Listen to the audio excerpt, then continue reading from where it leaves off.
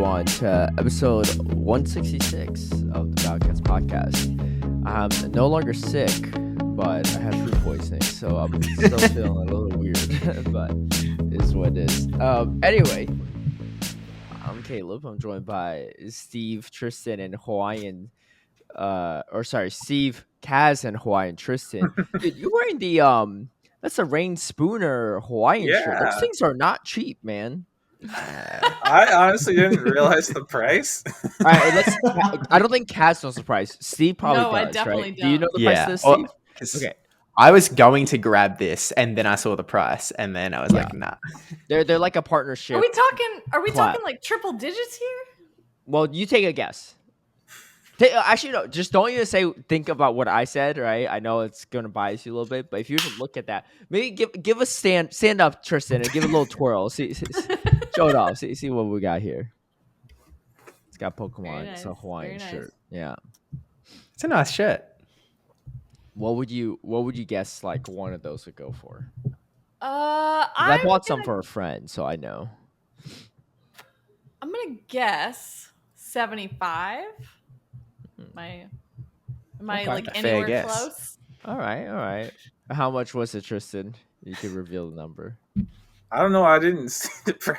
Oh, he didn't even look. He didn't even look at the receipt. Well, I'll tell you, it's 120 without tax. Oh okay? my god! 119.99. That was gonna be my other guess was 125, but I thought that might be too much. Dude, but I know apparently that not. good because the CEO of Pokemon was wearing that Rain Spooner shirt. He had a different one every day. I might have not gotten it if I realized the price. I legit didn't see. Did you just not look until you were literally checking out?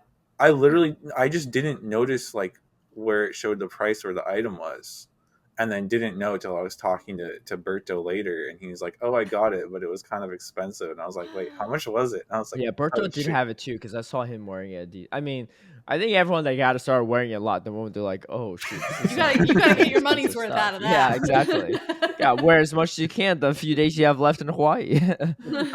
Wait, so out of curiosity, did you buy like all the exclusive stuff from Not all of it, but a decent amount? But like some of it, I was getting for other people as well. So yeah, gotcha.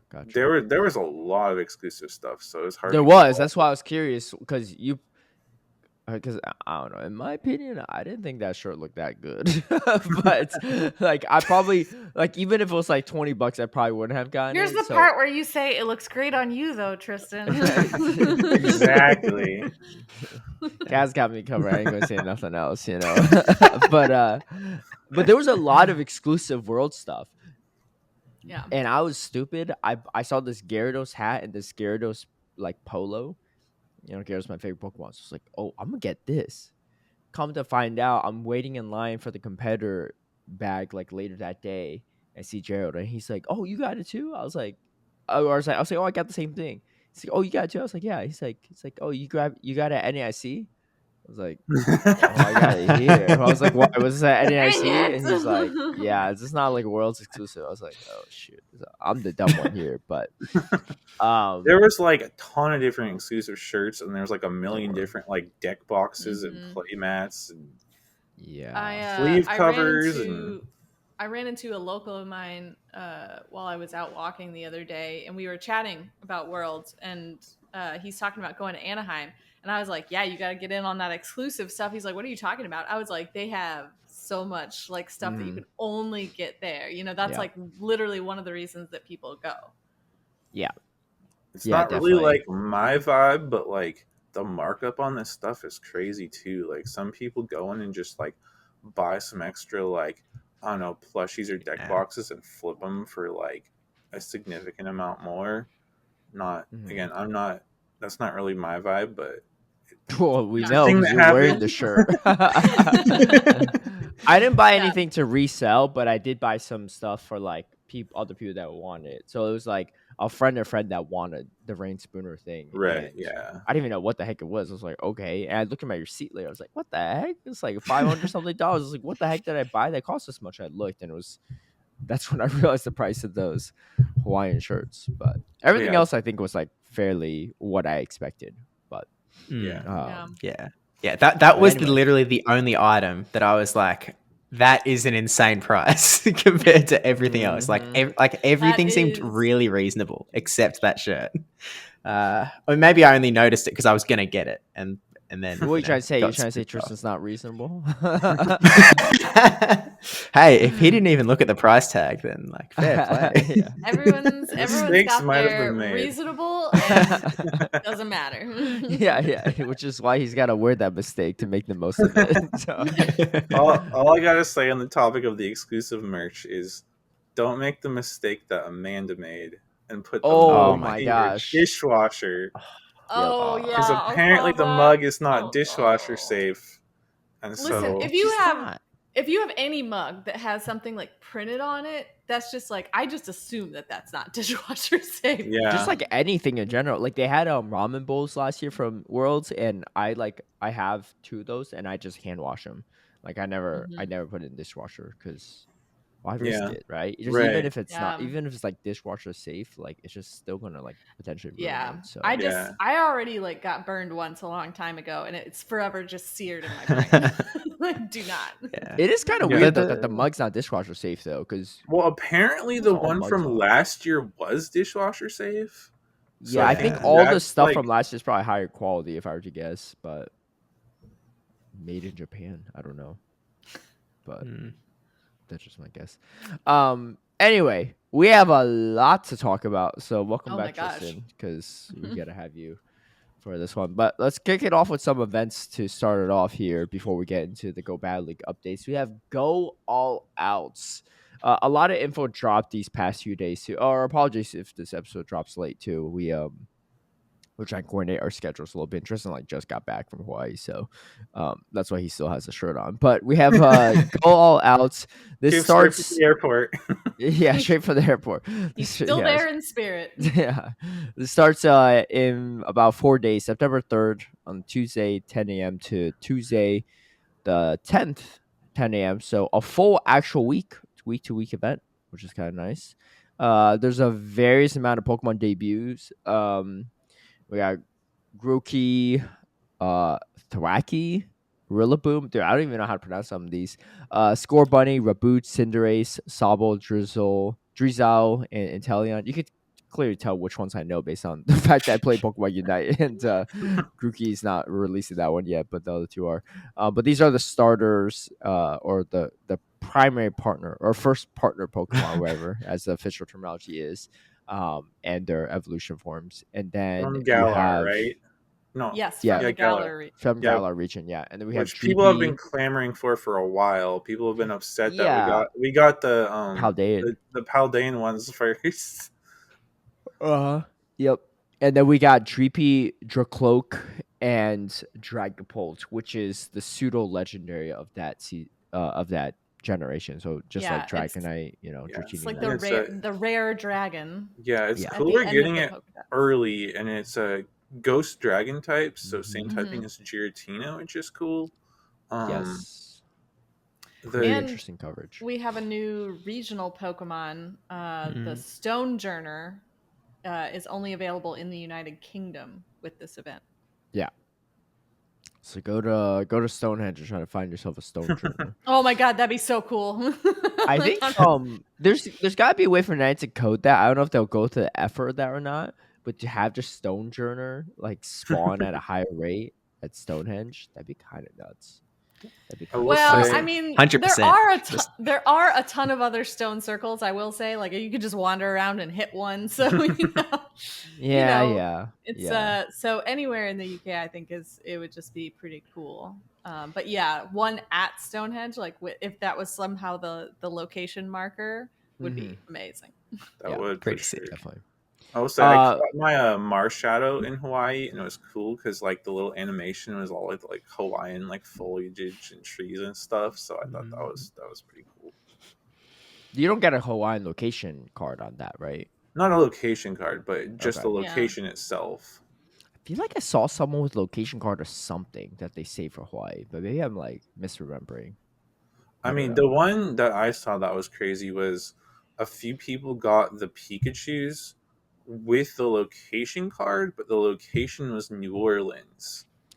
Oh yeah. Thing is, there was Oh. some like weird GPS stuff going on. So Yeah. like people were drifting between like Hawaii and the World's Convention Center and NAIC Convention Center, which was super weird because I know a lot of people that happened to. They weren't even on the Wi-Fi.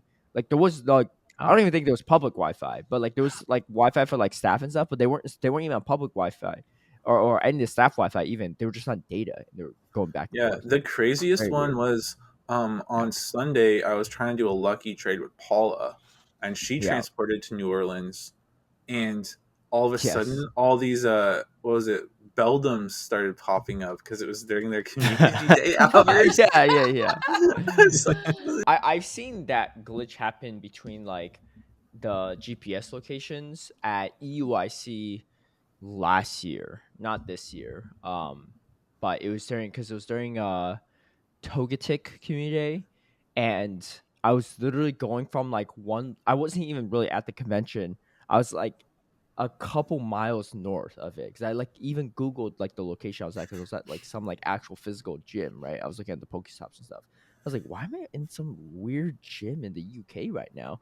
And it was weird because I wasn't on the staff Wi-Fi at all. I was on data and I was like jumping back and forth too. So I don't know what it is, but Well, it's your something. like in your GPS settings, it actually like it's got options, and one of the options is using local Wi-Fi's to determine your location a little bit more, or use it to I help had Wi-Fi location. off And though. you don't even need to connect to it. Like even with Wi-Fi off, it still uses it. Same with Bluetooth. Even with Bluetooth Really? off, it'll use Bluetooth, assuming you've got that setting ticked. Which I don't know how that works in terms of You're gonna like. need to help me figure that out next time. I don't turn it off. Yeah. I I don't know I mean, think this. it's like someone, it's usually helpful. I think someone in that Hawaii server posted like a step by step of how to like toggle it. I wasn't Yeah. personally. I wasn't going to New Orleans in at the World's Convention Center. I was just going to nowhere. I just couldn't play the game actually. Yeah, That same. was Which is my a little yeah. I never unfortunate. went to New Yeah. Orleans either, but yeah, I either couldn't play the game at all, or sometimes I would like drift like away from the convention center and be like too far to trade with people and stuff. Yeah, I heard the internet infrastructure at Hawaii is not the best, so that could be part of it. Also, you're in a convention center, which anyone that's gone to these events knows. Usually, Wi-Fi, data, etc., is just not strong or existent at all either. So, it's just kind of like the unfortunate fact of just the venue and everything too. But Yeah, a lot of times for our staff, like we have Wi-Fi, even the staff Wi-Fi, which is not doing it. So. yeah. We'll see. I mean, hey, I got vouch for SoCal. I think we got good internet, so Anaheim should be good. But Yeah. Well, Alright. and the one other good thing was that like the like in person like bonuses and stuff weren't exclusively limited to the convention center, because I realized this like the last day I ended up like walking over to the like Ala Moana Mall, and I was still getting like the special research tasks and stuff, and like at the end of the day I walked over to the what was it, the Hawaiian Hilton for like the drone show, and like the whole walk over there, we were still getting all the spawns and research tasks. So it was cool. They actually expanded the area to play. Obviously, that means you have to leave the convention center and not be around for the battles and stuff. But it was cool that there was like an expanded area. Yeah. Well, I think part of it was that the Hilton Hotel was like part of Pokemon Worlds. Like it was, just as decked out with everything. But like obviously the convention center was the spot that had 1 million Pokestops and 1 million gyms and constant raids all the time on every gym and yada yada yada. So like it was the place you'd want to play, but it is what it is, obviously. yeah. I have no idea how we even got to this topic, but here we are. Anyway, we have the Go Wild event. Sojourner. Yeah, Sojourner. Yeah. I believe Yeah. it started with talking about location Yeah, cards. Kaz is like, I thought I was done with this FOMO, but here we are again, 2 episodes later, still talking about this dang in-person event.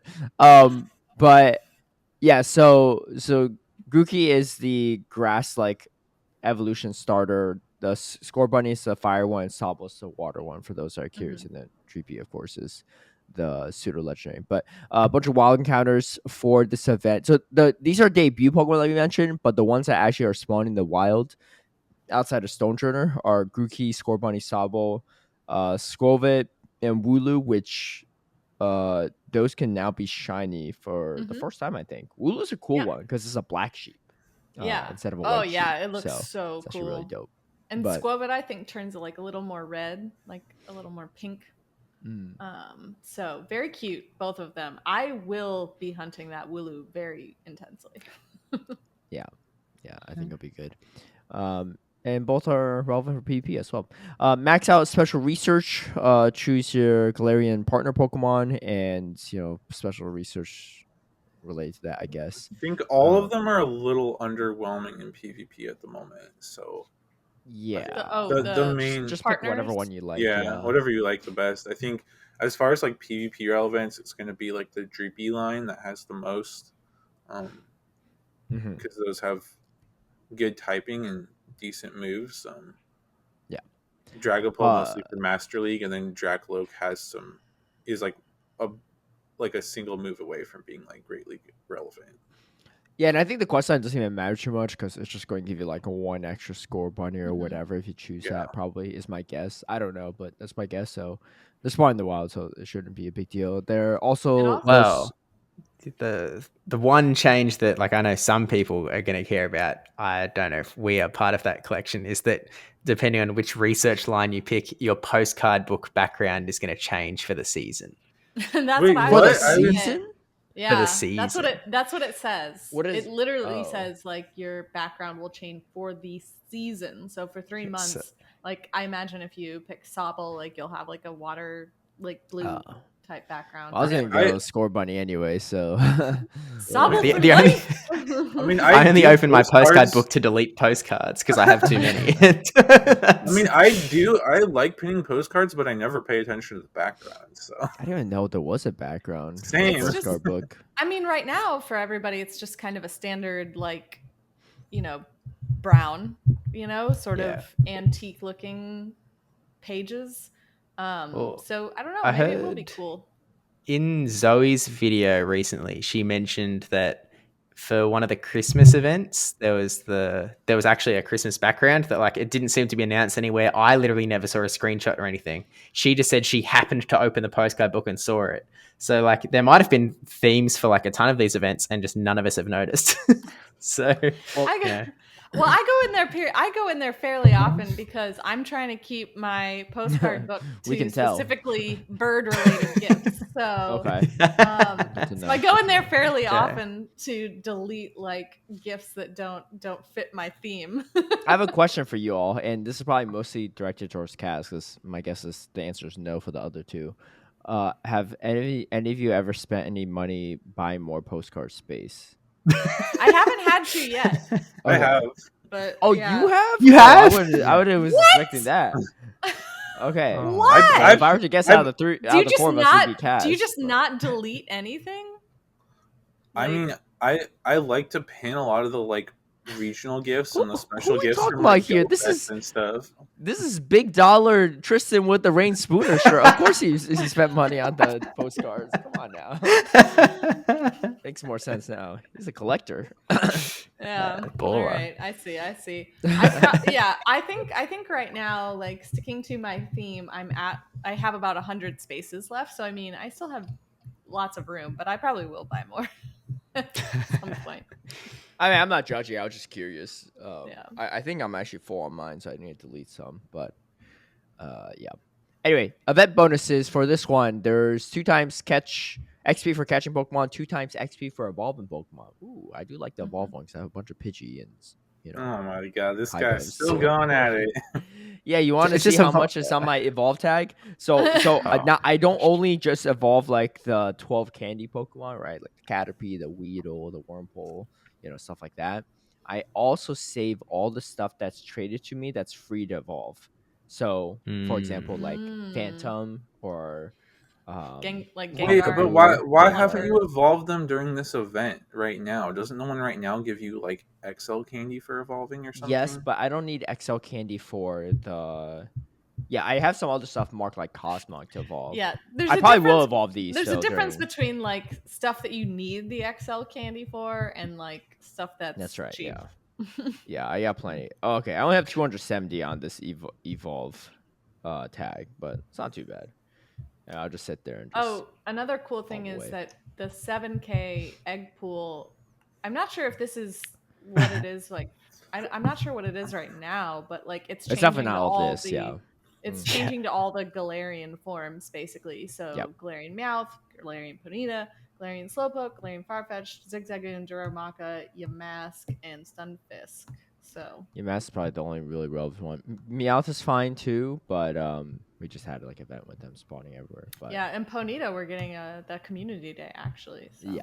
Yeah, I like had some like ponitas I was like saving to like try to flip with someone, and now I just deleted them all because I was like, Yeah. too many days coming. Listen, I don't You'll know. be all I right. still desperately need that shiny Galarian Farfetch'd. I need it. It's very I don't think I have important. it either, actually. I don't Yeah. have it either. The shiny Sirfetch'd is pretty nice. Yeah, the gold. One of my like super casual friends who probably hasn't even played in like months. She has one, and it makes me insanely jealous.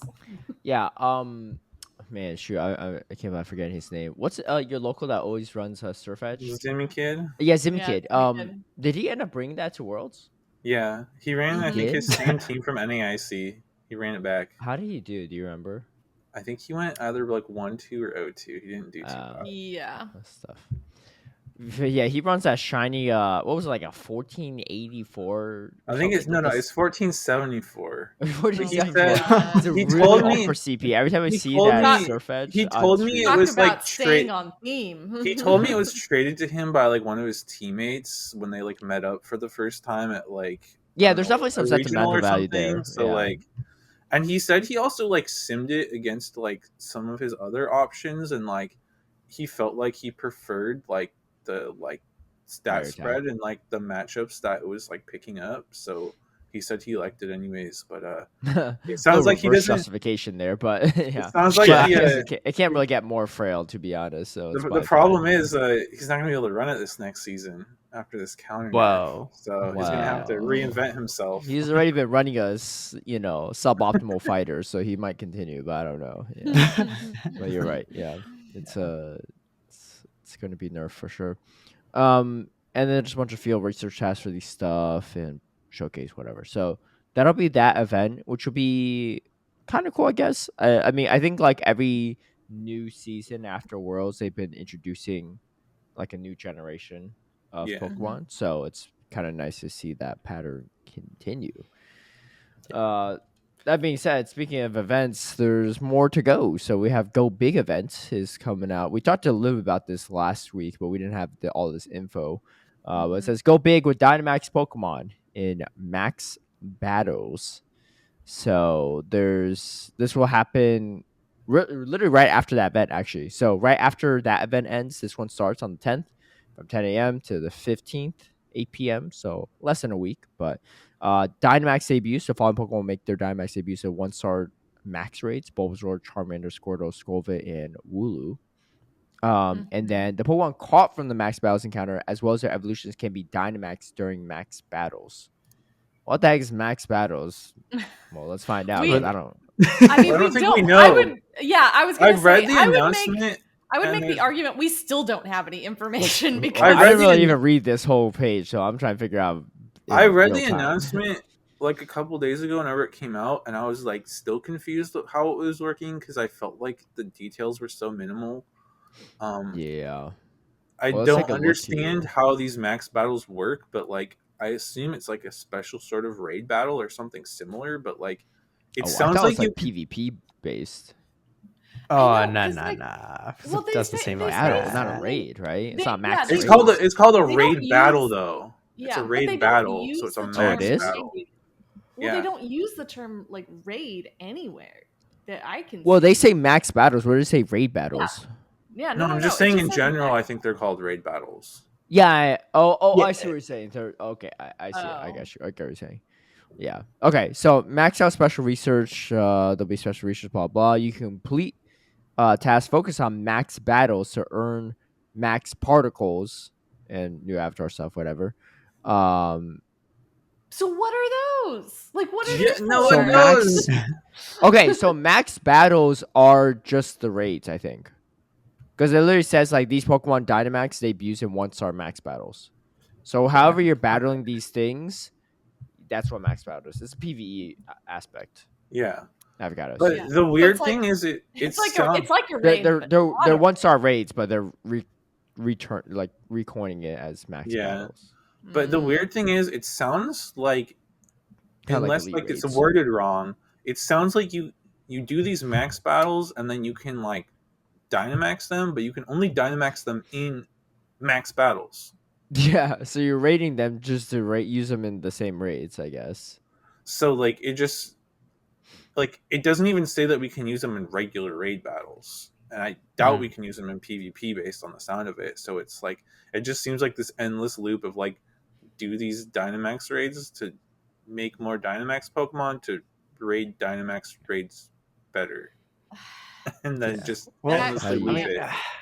Part of the problem is that like Dynamax in general sort of came out after Pokemon Go raid battles already existed, and when Dynamax raid, or whatever they're called in the actual game, Dynamax dens or whatever, when they came out in the game, it was just like, oh, this is Pokemon Go raiding, but in the main series game. I do remember and that. So now it's had to come back, and it's like, I don't know what we do here, man. It just doesn't feel very special because we're all kind of like, well, we've been doing that. What are you talking about? Well, I'm also just wondering, is like a Dynamax Bulbasaur that much better than like a straight up like Mega Venusaur you'd use in a raid, right? Yeah, that's what I'm curious about, is like what like Mega Venusaur has some actual like stat changes. So like, is Dynamax going to do the same thing, and is it going to do it any differently? Like what is the actual point? And I'm more worried about what you pointed out, Tristen, which is like, are we just using these for max battles forever? You know? Yeah, at least let us use them in regular raid battles. Well, so you when you beat the max battles, you're in max particles. My guess is you use max particles to Dynamax stuff wherever. I don't know. Yeah, it's probably like the Mega Energy equivalent or something.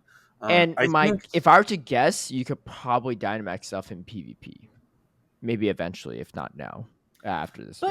But they don't even let us mega stuff. So like, why would... Well, you could mega stuff, just you can't use it in GBL, right? But you could technically, like, if I were to send you a battle right now, Kaz, I could battle you with a Mega Gyarados. Right, because like Battle Frontier uses megas and Sylph used megas for factions. I used a Mega Medicham when I had to take on Open Great League the other week, and it did not go well. That was gonna be my follow-up question, but I was like, that thing's made of paper, but yeah. Hey, I went 1-2, so I didn't, There we go. Totally go bad. Look, we didn't say you went poorly. You did, right? I was just like, we're just going off what you told us. But I was Caleb. I think not all bad news. You were saying how good is Dynamax Bulbasaur going to be, but didn't it say that the evolutions of those Pokemon could also Dynamax? Yes. I thought. So, the question is Dynamax Venusaur better than Venusaur? Same question. Yeah, how are they different? Like, is it going to matter, Well, yeah. My guess is only the ones you catch from the max battles are Dynamax, are able to be Dynamax. So, if you get bad IVs, then you got to keep doing max battles and you get a good one, right? Maybe. I mean, hey, I don't know. We'll see. It's a good revenue source for Niantic for sure. We'll see how it goes. I mean, it is interesting. I mean, I'll probably do a couple for sure. But well, yes, it's like it's gonna be part of the Pokedex. It's another thing to collect. Like gotta catch them all, right? Oh, you're right. There's gonna be another. There's like the Mega tab, and now there's gonna be the Dynamax tab. Oh no. Yep.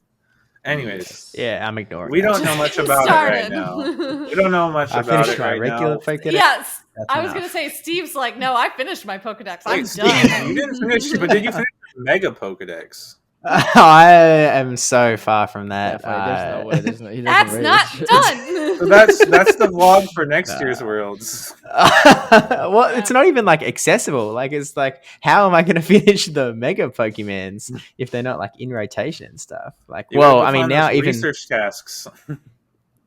Even as of September 3rd, my Pokedex is no longer going to be complete. I mean, Stonjourn is going to be the difficult one. But just go to UIC. Yeah. True. Yeah, you did say you want to go to ICs.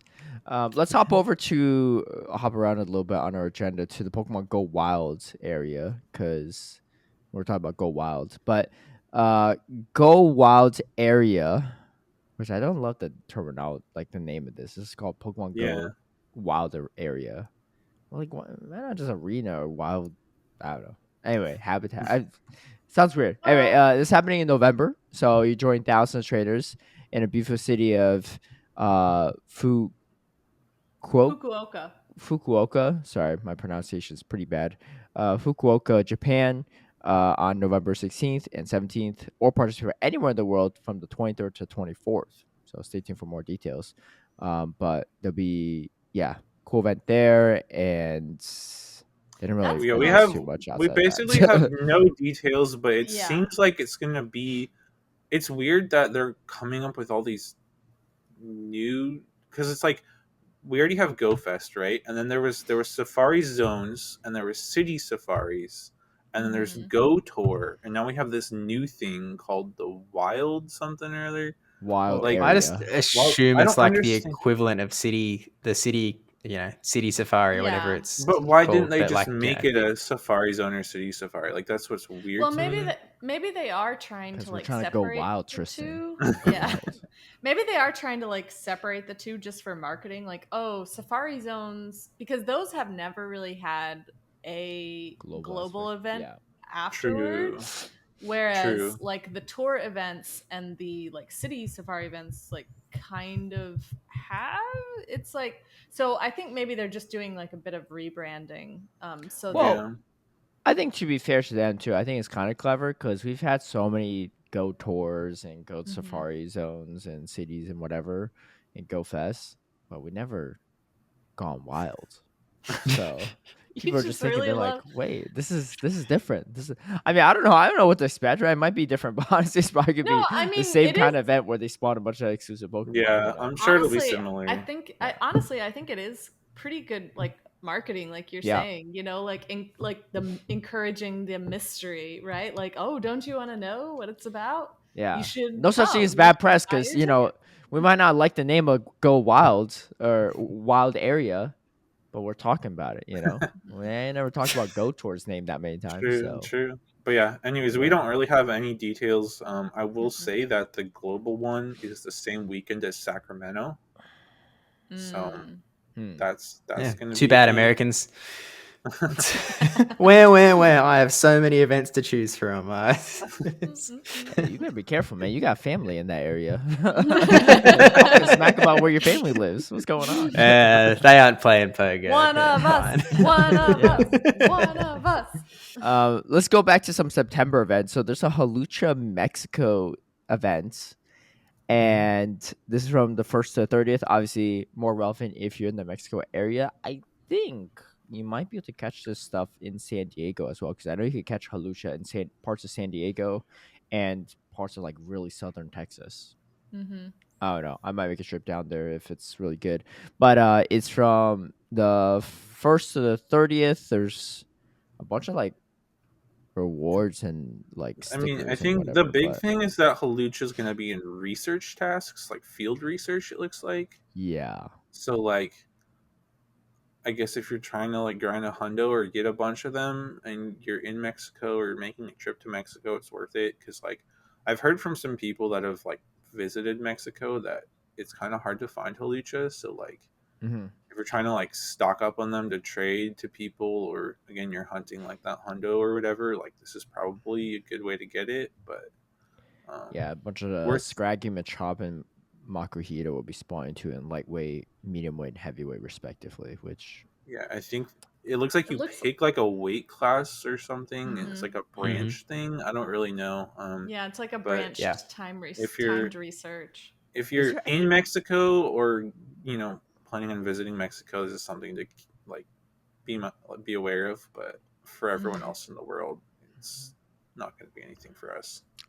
Is there any reason to collect super small stuff? Like I'm looking at the lightweight Scraggy, because for at least a showcase, they always care about big, right? Yeah. They never care about small. Oh, I don't think that it's a. I didn't read it as an XXS XXL thing. I think it's just it's the like specific Pokemon. Class. Yeah, it's more of just a general thematic. Oh, right. Okay. I thought it was like big. Oh, I see. Yeah, I misread that. Yeah, it's like because it's like what, like boxing and fighting and stuff. You have like weight classes, so they're just saying like based on the 3 different Pokemon, like Makuhita, I think, is like the biggest, so they gave it the biggest weight class versus like Scraggy is like the smallest. So they're just playing off of like the weight class thing from fighting. I got is you. all it is. Yeah. Okay. Well, yeah. Let's see how that goes. What is the significance of 701? It's the Pokedex number. I was gonna say it's probably okay. the Pokedex number for Hawlucha. Because they say like 701 Stardust and rare candies the research too. Yeah, so. they do. Man, they pull that trick so often. You should just click into that ASAP these days. Steve doesn't no, even play the game and he knows like, this. Maybe it's like anytime I see an odd number, I'm just like, oh, it's probably the Pokedex. Oh, I thought like September 1st or something was or no, it wouldn't even be September. It would be July 1st. July would be like some significance in like a Mexico holiday or something. But okay, I got you. Pokemon Go. Anyway, so that's event if you're definitely looking for more Hawlucha too. I might make the trip down there. I don't know, but we'll see. It's too bad I'm not gonna be. I'm going to Mexico, but I'm not gonna go during September. Wah, wah. When are you going? Probably sometime next winter. October 1st. Are you going when there's like a regional there? Because no. I'm just going for family reasons. I gotcha. Well, there'll still be at least Hawlucha spawning in the wild there. It's probably best chance to get. Yes, hopefully some. one. Yeah. And then let's look at to wrap this up. Let's look at the September update. I know this loops in community as well. We talked about community last week, but since then we found out that the Rapidash will be getting Wild Charge, which I don't think is that relevant, but it is what it is. I think Galarian Rapidash could have been good, but then they nerfed Body Slam. So kind of weird. Galarian Rapidash also could have been good if they gave it a different move. Like Mystical Fire would have been interesting on it. Yeah. But like Wild Charge wasn't it? It's kind of curious how they're both getting the same move. Because typically in the past when we've had regional variant community days, haven't they both kind of gotten something different? It's been hit or miss. Like the Slowpoke one, they all got Surf, right? But then but Sandshrew, they got different ones. Yeah, they were. Whooper, they got different ones. Yeah. I think the majority have been different except for the Slowpoke one. Yeah, I agree with that. But it's been a mix for sure. But yeah, I think it's been more different. Yeah. But yeah, Wild Charge is actually decent on the Rapidash. It'll make it like probably a worse, but like semi side grade to like Typhlosion, because it'll have like Incinerate, Wild Charge, and like you're talking about the Kanto. The Kanto Rapidash. Yeah, the Kanto one's actually the more interesting with the move of the two. Yeah. I would also say it's interesting that the event, there's multiple bonuses for this community day. 2 times candy, 3 times Stardust, and a 2 times chance for Candy XL. Well, those 2 times things have happened constantly. Like every community day event since they moved from 6 hours to 3 hours, that was their sort of concession, being like, hey, you can still get twice as much candy, so you don't, you can sort of grind half as hard. Don't be mad at us that you don't get to grind for 6 hours anymore. It was sort of the wild, logic. man. You got Steve educating us on the history of the event here. All right, it's a new word. It used to be us educating this is Steve what I'm on the game, but call the Aussie government and be like, I think there's like an alien that like took over Steve's body there. You might need. Can you check on our friend? We're worried. We'd like is he like a cyborg? Yeah, something happened. We'd like to ask for guys, they're onto us. Yeah, for real. Code word Wilmer. Code word Wilmer. We got a raise for this month. Early September, it's Kyogre. Late September's Groudon, and then towards the end, it's Zacian, which I assume. Oh no, that already showed the extended dates into October. My guess is Zamazenta's coming out afterward, which would make sense with all the Galar. Wait, they're from Galar, right? Yeah, they are. Yeah. They both are, yeah. And it's a big deal because the Zacian is going to have a shiny release, and apparently, we might get a lot of VG players actually raiding with us, because apparently shiny Zacian has been like pretty gate kept in the past in the main series games. Yeah. So I would imagine a lot of VG players will want to raid for this shiny Zacian to transfer over to their games. Yeah. Well, I actually saw one guy who was like, oh, I'm going to do so many, like a VG guy. And it's like, I'm going to do so many of these raids. I'm going to sell so many shinies. So I was kind of like, I assume that the market's going to be pretty flooded in a sec. Yeah. So. Like at that point, if you could make money off it, they could just spend that money raiding themselves. So yeah. But it's not that hard to get. Since we're getting Groudon and Kyogre again, those are just going to be like the regular ones, right? Yeah. Not the primal. Okay. Yeah, I don't think so. They would probably specify if it was. Do we still get primal energy from doing those? No. Nah. You only get the energy. Are you short on primal energy? Mm. I'm asking you. What do you mean? I just think are you or not? I don't know what the status of my primal energy is, but I just know that like we haven't really had an opportunity for more. So we had like one opportunity. Since we had those raid days. There was the raid days. Oh really? It's too late, Steve. We recover earlier. Dang. Oh yeah. Oh, I don't know this game. Oh man. This is for Steve. But there's mega raids as well in this month. You got Absol and then Houndoom and Gardevoir in those respective order. More Shadow Raikou for whatever reason, but okay. Listen, I still don't have a Shadow Raikou, so I've already tasked my locals with helping me to get out and get at least one. Oh, you don't even have one at all? I don't have one at all. It's the only like. Yeah, but I thought you don't like Shadow Pokemon. What are you gonna do? I don't. But I need it for the Pokedex. I need it for the Pokedex to purify it and save the cat. Is there a purifying Pokedex too? Yeah, yes. I think there is. Oh, there is. Oh, yeah. Well, that's probably the most valuable Pokedex for you, for sure. Okay. What else do we have? Yeah, Kaz needs to go catch a struggling cat to save it.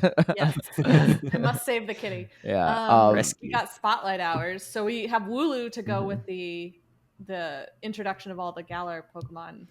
That'll be dope too because it's shiny too. Mm-hmm. So, and then we got Dewpider, and then Wobbuffet and Machop.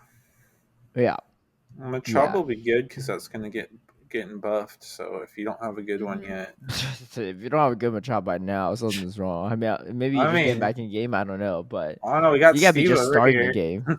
Hey, I've got a Hundo Machop built. Like I'm decked out on all fronts. Is it level 50? Yeah.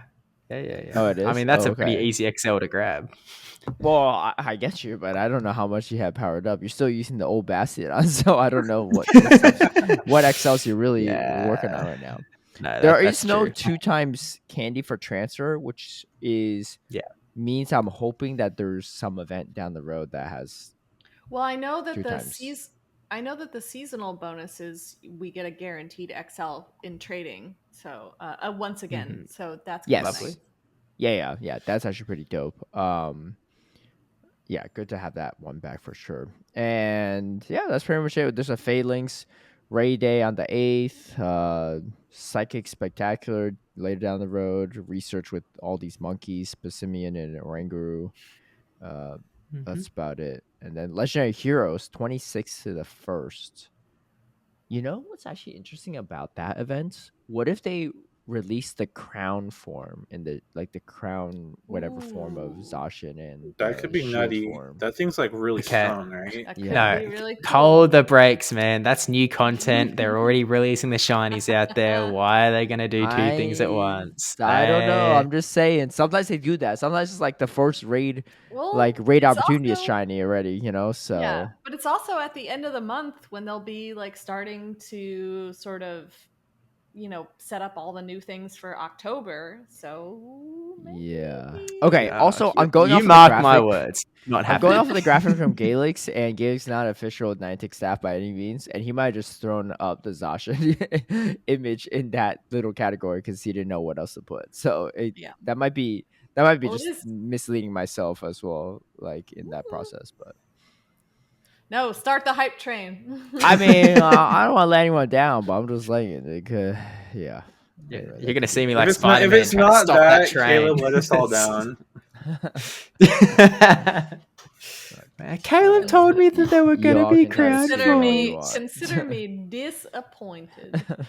All right. that does it for our events, though. A lot of pack calendar. Let's head down to Kaz's corner.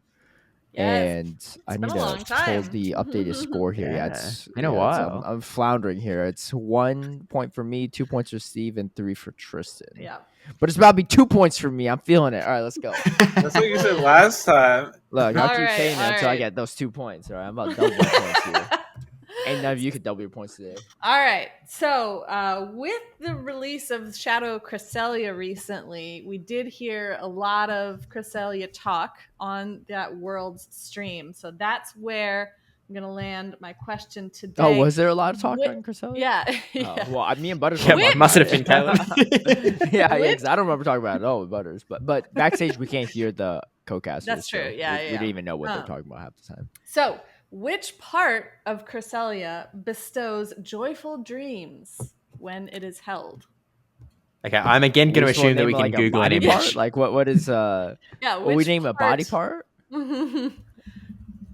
Is there a name for like all these body parts? Because it's not like it's not like a standard like animal, right? Piece, you know. Okay, so what say the question again? Which part of Cresselia bestows joyful dreams when it is held? And yes, you can look at a picture. Okay. I'm gonna write my answer.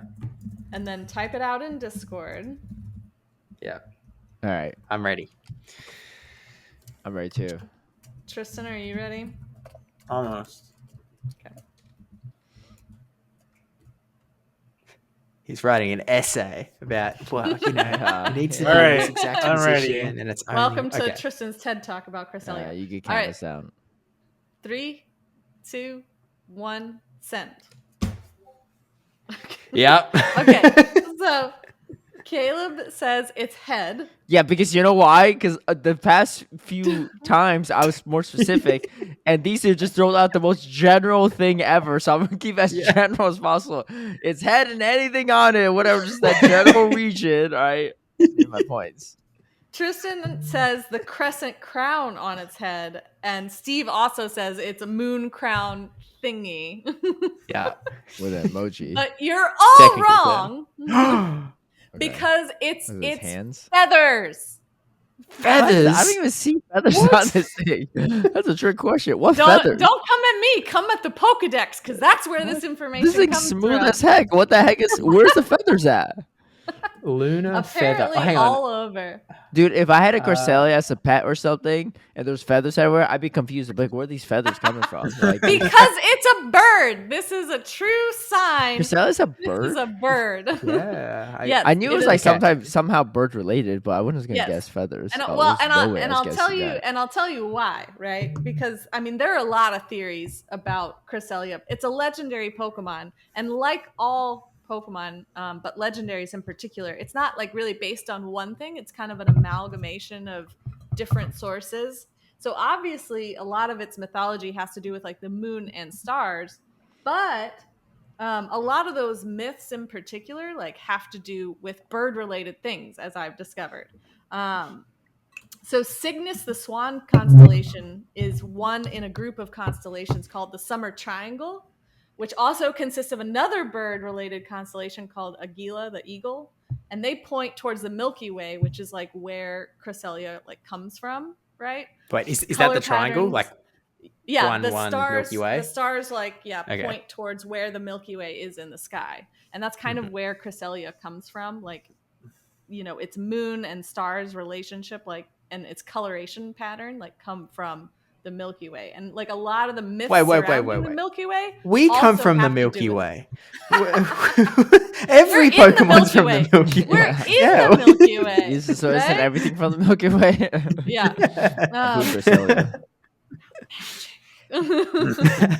But a lot Cresselia ain't that special. Yeah, a lot of the myths to do with the Milky Way have to do with like birds. Like in some Asian myths, there's like a bridge of magpies that goes across the Milky Way that you can only cross once a year. And like a lot of like there's a Estonian like goddess of birds whose tears formed the Milky Way.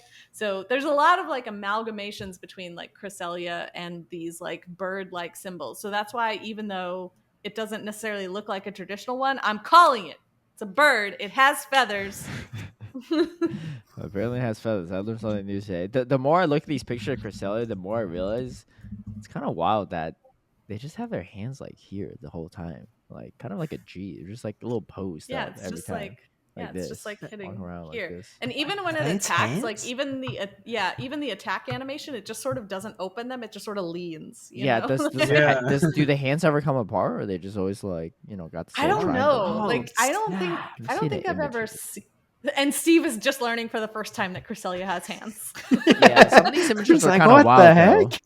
There's some not safe for work images. I will say that, which is Yeah, not what I thought I would Cresselia? see for Cresselia. Googling Yeah. any Pokemon is very. Do you high want me to risk. paste it to show you what I'm seeing right now? No, That's okay. In our group chat, not in the podcast. But I'll let you Whoa, find it's, it. So yeah, it's got for- fingers and all. Yeah. What? So like. Show me Yeah. a picture of these fingers. Okay, here's You a have to, zoomed like- in the image. fingers you can Yeah, see you have for to sure, like. yeah. It's like got these little like lines like on its little cylinders right there. Yes, zoom in on its hands. So yeah, for anyone that ever doubted me that Cresselia was a bird, like no, definitely is a moon, duck, swan, I'll believe the bird part, but waterfowl. the feathers was Yeah. what like threw me off. Yeah, though. because like I look at a picture and like you can't tell that there's any feathers there.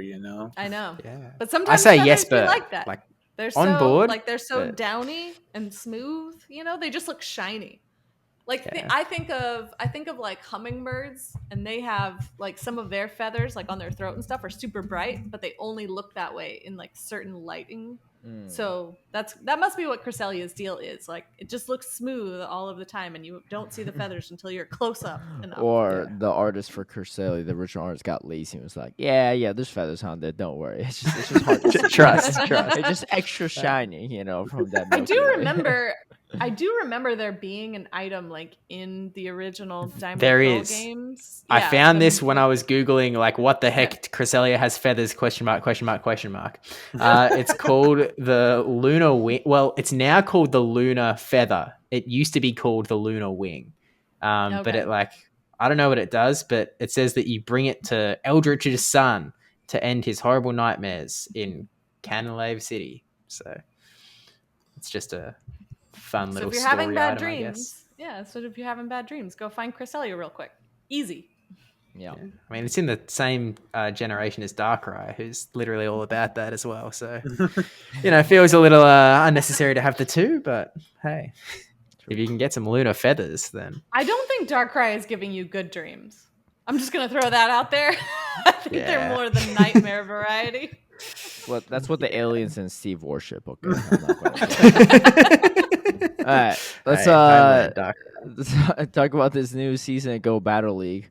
Max out. I don't even know what number Go Battle League this is. Season Canonically, 20. I think it's like number 18 or 19 or something. By Niantic standards, is like 14. 2 less than that or something. I don't even know. Yeah, whatever it is. But It's like 2 or anyway, 3 less. it's max out season, and we talked a little about these changes last week, but we have the official blog post out from Niantic, and there's the whole schedule kicks off a Great League, and then Galar Cup Little Edition, which goes on for 2 weeks. Yeah, Apparently 2 weeks Shuckle of is Little allowed Cup. in that. Oh, it Yeah, is. so right now Yeah. it's looking like a lot of Shuckle, a lot of Bronzor. Heck and, yeah, I got that Shuckle made. I'm ready to go. Wait, let me take a look at the rankings now that I think about it, because that could be interesting. Yeah. Galar Obviously, Little Cup. they're speculative rankings based on what PV Poke has Oh, predicted trust me, the Shuckle move gonna changes be are going good to be. either But way. Shuckle will be good, yeah. Well, Rock Slide's getting nerfed, not Rock Throw, and it doesn't even learn Rock Slide, so it's pretty good. Mandibuzz is 6? Really? Oh, yeah, for the Bronzor, I guess, but that Yeah, Mandibuzz, so I don't like that Shuckle. Galar Little Edition goes on for 2 weeks, and we have 1 week where it's the other option is Open Great League, and 1 week where the other option is Open Ultra League. Yeah. Man, my Shuckle gonna go crazy that week. Anyway, so we have Psychic Cup Little Great League Edition. Sorry, not little. And then we've had that cup before. Of course, we had Great League Galar Cup, Sunshine Cup, which we had Halloween Cup Little Edition, and then the Great League Edition afterward. Which I like the 2-week thing, but I kind of miss the Ultra League Halloween Cup. I actually really miss a lot of the Ultra League cups. we have Those were not really had good metas. we have not had a special like Ultra League Cup in I want to say a year. at Yeah, this point. Yeah, I think so. Like No, the no, last no. one, But guys, they said the when last they were, one I killing remember. off the classics and stuff, they were like, "Don't worry, guys. There's going to be more Ultra Leagues limited cups. There's going to be more." The last Okay, one I here's what I don't get remember too. is Weather Cup. Yeah, was in it was the really Ultra good. League. That's the last one I remember, and I remember it being a lot of fun. And also, The thing why that they do away confuses- with Ultra Fantasy? Because I know everyone loved that. That was a really good one too. That came out before the Great League Fantasy. I mean, Great League Fantasy is not bad too, but the Ultra League. I mean, Ultra League just in general is a lot less RPS. But, but the thing that I find interesting is that a year ago we had all these Ultra League cups, and you could say they're not accessible. But how is it that they had the less accessible cups early, and like a year later, when people have more XLs and catches, they're gone? Like, wouldn't and now we have all these inaccessible Quit little toying cups. with my emotions. You all think it's hard to make an Ultra League Pokemon? You try to make a little cup Shuckle, right? That's 100% max out best buddy 296 XLs. No, I 300 plus if you run the the shadow. But special cups. Ugh. Yeah. But and we also got the Sunshine Cup again, which I remember we had last fall as well. I think we've had Sunshine Cup quite a few times. I feel like Willpower Cup comes back, what you had before. Retro Cup. Is the Galar Cup the only one that's like technically new? Yeah, I feel like everything. Halloween Little Cup, I think is new as well. Yeah. We never had the Little Little Cup edition. Yeah, the Little Cup actually editions are new. No. I don't think so. Okay. It would have been only last year if it happened, but I don't. Yeah, I don't think so. Last year was just Ultra League Halloween. No, last year was just Great League. The 2 years ago was Ultra League. Oh, there was no there was no Ultra Halloween last year? No, that's why I saying like over a year ago. Yeah. Which I think is correct.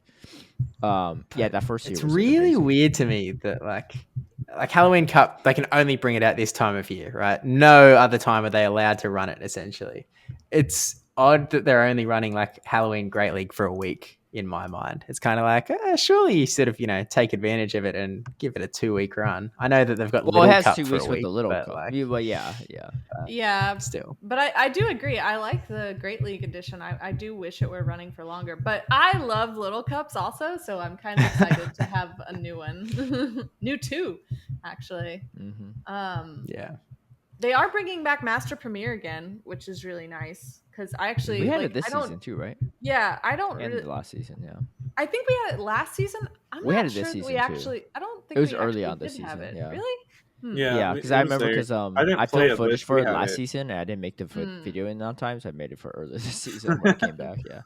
Which is fine. Nothing else changed besides type. I'm not a huge Master League fan because I don't max out a lot of stuff, but Premier I can do, and I usually have a lot of fun with it. Dragapult might be good. Dragapult, Hydrocane, and Primarina now coming out. Yes. Oh, true. Yeah, and I'll finally be able to make one. Weekend too. Yeah. Yes. This Saturday. Yes. Yeah. So if you're listening to this podcast right now and grinding, good on you. And then we get the Retro Cup again, which is just like no steel, no dark. Yeah, Retro Cup's pretty good. I mean, I will say for the sake of Niantic, even though we don't have a lot of new cups with this completely new revamped season, all these cups are going to feel pretty new. So that's true for sure. In the meta, so I think at least that part's refreshing. But we haven't had like new cups in like a while. Well, this is typically one of my favorite seasons in fall because of the Halloween Cup. I always love it We didn't have Love Cup last year too. Curious to see if we get that this upcoming year. Oh, did we not? Because they didn't give it to us because they gave Chansey a community day and they were like, we can't have both of those. Yeah, but it was just got Wild Charge. It was using Chansey with Wild Charge, but no, Blissey got Wild Charge. I will also say on the topic of the new season, I feel like they need to like refresh some of these like GBL encounter rewards because like. A lot of these things got nerfed. Why we have Galarian Stunfisk after another Rock Slide nerf? We have like Gradient got nerfed. Shieldon spawning in them, right? Shieldon's in there. Frillish, like Surf just got nerfed for Jellicent. Galarian Stunfisk is probably the most tragic one. Scraggy and Scrafty, like counter just got nerfed. Like some of these just been in here for way too long. You know, Phalanx. Hey, now I'm still grinding the XLs for that one, right? Hey, but true. you have For you have yourself. raid day. Just go do that I raid. ain't gonna do all these failings raids. Come on now. But yeah. So yeah, like Tristan said, some of these encounters are the same. There's Go Battle Weekend max out. That's on November 2nd to the 3rd. 2 days. My guess is 100. Yeah, 100 battles per day, stuff like that. I'll miss having 1 week of that. Huh? Yeah, I'll I miss like having like 1 week of that. Yeah. But and then we got the pose, which is Alistair, gym leader of Snow some on people Side. say they're not a big fan of it, but Alien Steve is doing his best. Yeah, he impression. just like this thing's just going like this. Like Yeah. seems like a lazier version of the zombie one, but I know. Yeah. That's what a lot of people online were saying, and it definitely doesn't feel very inspired, I guess is the word. I personally never used the poses, so I care less, but it is a thing though. For those that do like them. I mean, my opinion is honestly like they're going to go through pretty much every like, you know, in-game trainer pose and stuff. So like this one was going to come out at some point. So like if you really don't like it, just get Legend another season. Like you can only use one pose at a time anyway. So like what do you do? Like I've collected 19 Legend poses and I hate number 20. It's like, okay, just run one of your other 19, dude. That's up to you, man. Or use number 21 next season if you get there. Yeah. Mm-hmm. Great League Remix, for once, Gligar is on this list after it got a double nerf. So, well, interestingly, they have the Pokemon listed the for Pokemon Remix, are all actually pretty correct. I think. But Remix is actually not going to be available this season. Oh, it's not. Really? That makes even less sense. I don't even understand. Yeah, Well, it's probably for the best, but there's no Remix- Great League. no, wait, no. I see it on the 22nd to 29th. What? Oh, Yeah. Why though? Kaz, you lied to us. Why what? Why are you lying? I thought, What's the I lie? thought, yeah, I literally thought that it wasn't existing this season because like the whole meta is shifting anyway. So it's like Yeah, I don't understand. I just feel like the way that Great League Remix has been done is just something's not working correctly in my opinion. Like just in general, I think these all make sense. These bands. This looks good. But it's just useless. None of these were really. A lot of these weren't really relevant. Besides, like we're good Right. and a few others. So but it's basically yeah, gonna be like Open Great League minus a couple Pokemon because the majority of Open Great League is all things that are getting buffed. There's definitely stuff in here that are going to be like still solid in this meta, right? I think the fires like Skelders, Talonflame are still going to be pretty relevant. Charger Bug. So, but yeah, we'll see how it goes. I mean, I think it'll be a whole different meta, which is fine. But yeah, and then updates to combat system 50 seconds, of course, and then we talked about all the different buffs, nerfs, all that stuff from before last week. So that's Tristen, about that. Is there anything you're holding on to about these? Yeah, you get 5 seconds. I'm gonna wait till next week once we have the energy values and we can revisit stuff then. Okay, Tristen, when you weren't here, I don't know if you heard the episode yet, but we talked about we made a prediction on when people would get bored of meta. Oh yeah, I heard that. Yeah. What's the date you have in mind? So we're saying bored or like annoyed with the meta? Because those are two different. Not annoyed because some people are going to be annoyed day one. It's this meta is stale. We need changes. Meta. Yeah, I think not changes because they're just bored of the meta, rather than changes because this is broken or something like that. Because I feel like the meta has the potential of becoming fairly RPS, and I think people will be complaining about that on the earlier side.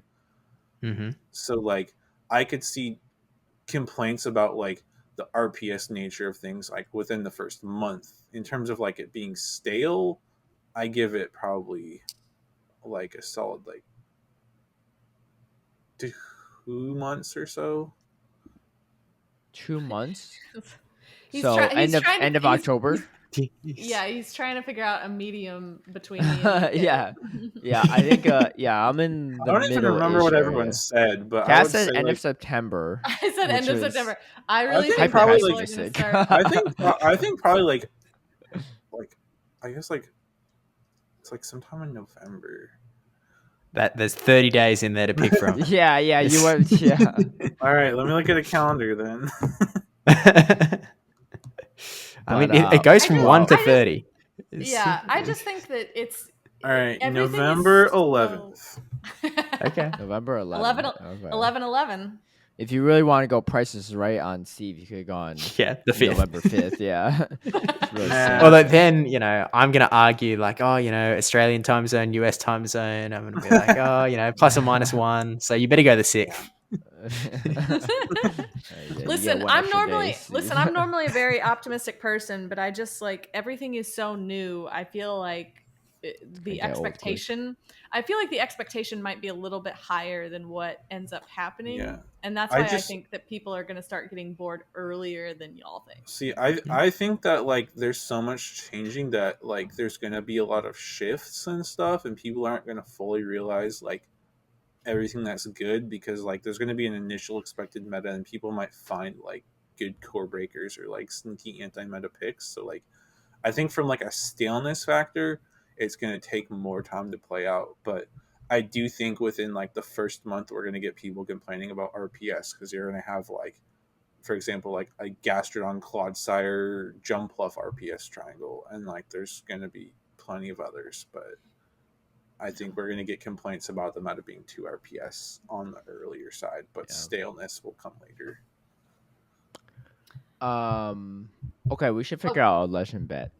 Well, I had an idea that I was talking with Tristen about earlier. So I've seen there's a little bit of hype online for this challenge that some streamers are doing about who can get to legend first with only auto-suggested teams. Yeah. I definitely. But I thought, I thought what we could do instead was like, let's just see who can get the highest ELO with auto-rec suggestions, like just to your ELO reveal, and then whose is the highest. I can't do that. All right, Caleb, lose us the bet. No. Hey, I did it. I actually did it. I actually did it this past season. That's what I did. It's not that I'm unwilling to or I'm scared to do it. I just have a lot of patrons that are relying on me to create actual good teams for them to climb, and there's no possible way I could test them out while doing auto-rec, right? Fine. But you can do it if you want, you know. I probably will. I really like the idea. Let's just hope I'm not teammates with Kaz this season. Is what I'm thinking. I actually did that this past season, the one that we're like just ending now. Yeah. And I mean, I got an ELO of like 2100 something, which isn't terrible. Yeah, so. to get your ELO. It can be done. It can be done. Is your autocorrect collection like relatively like tight, or do you have like 1350 unbuilt? I have a bunch of crazy stuff built. I know some people have a graveyard too. Suggested, Well, I do give myself one substitution. Like if it puts in something that I don't have built, I see. I have to pick something of the same type. Yeah, that's what makes it viable. Because I'm thinking classic straight, auto rec. Yeah, it seems like I wouldn't be in 2100. But I'm here. Yeah. No, it's I have to use something of the same exact typing, like as close as possible that I have built.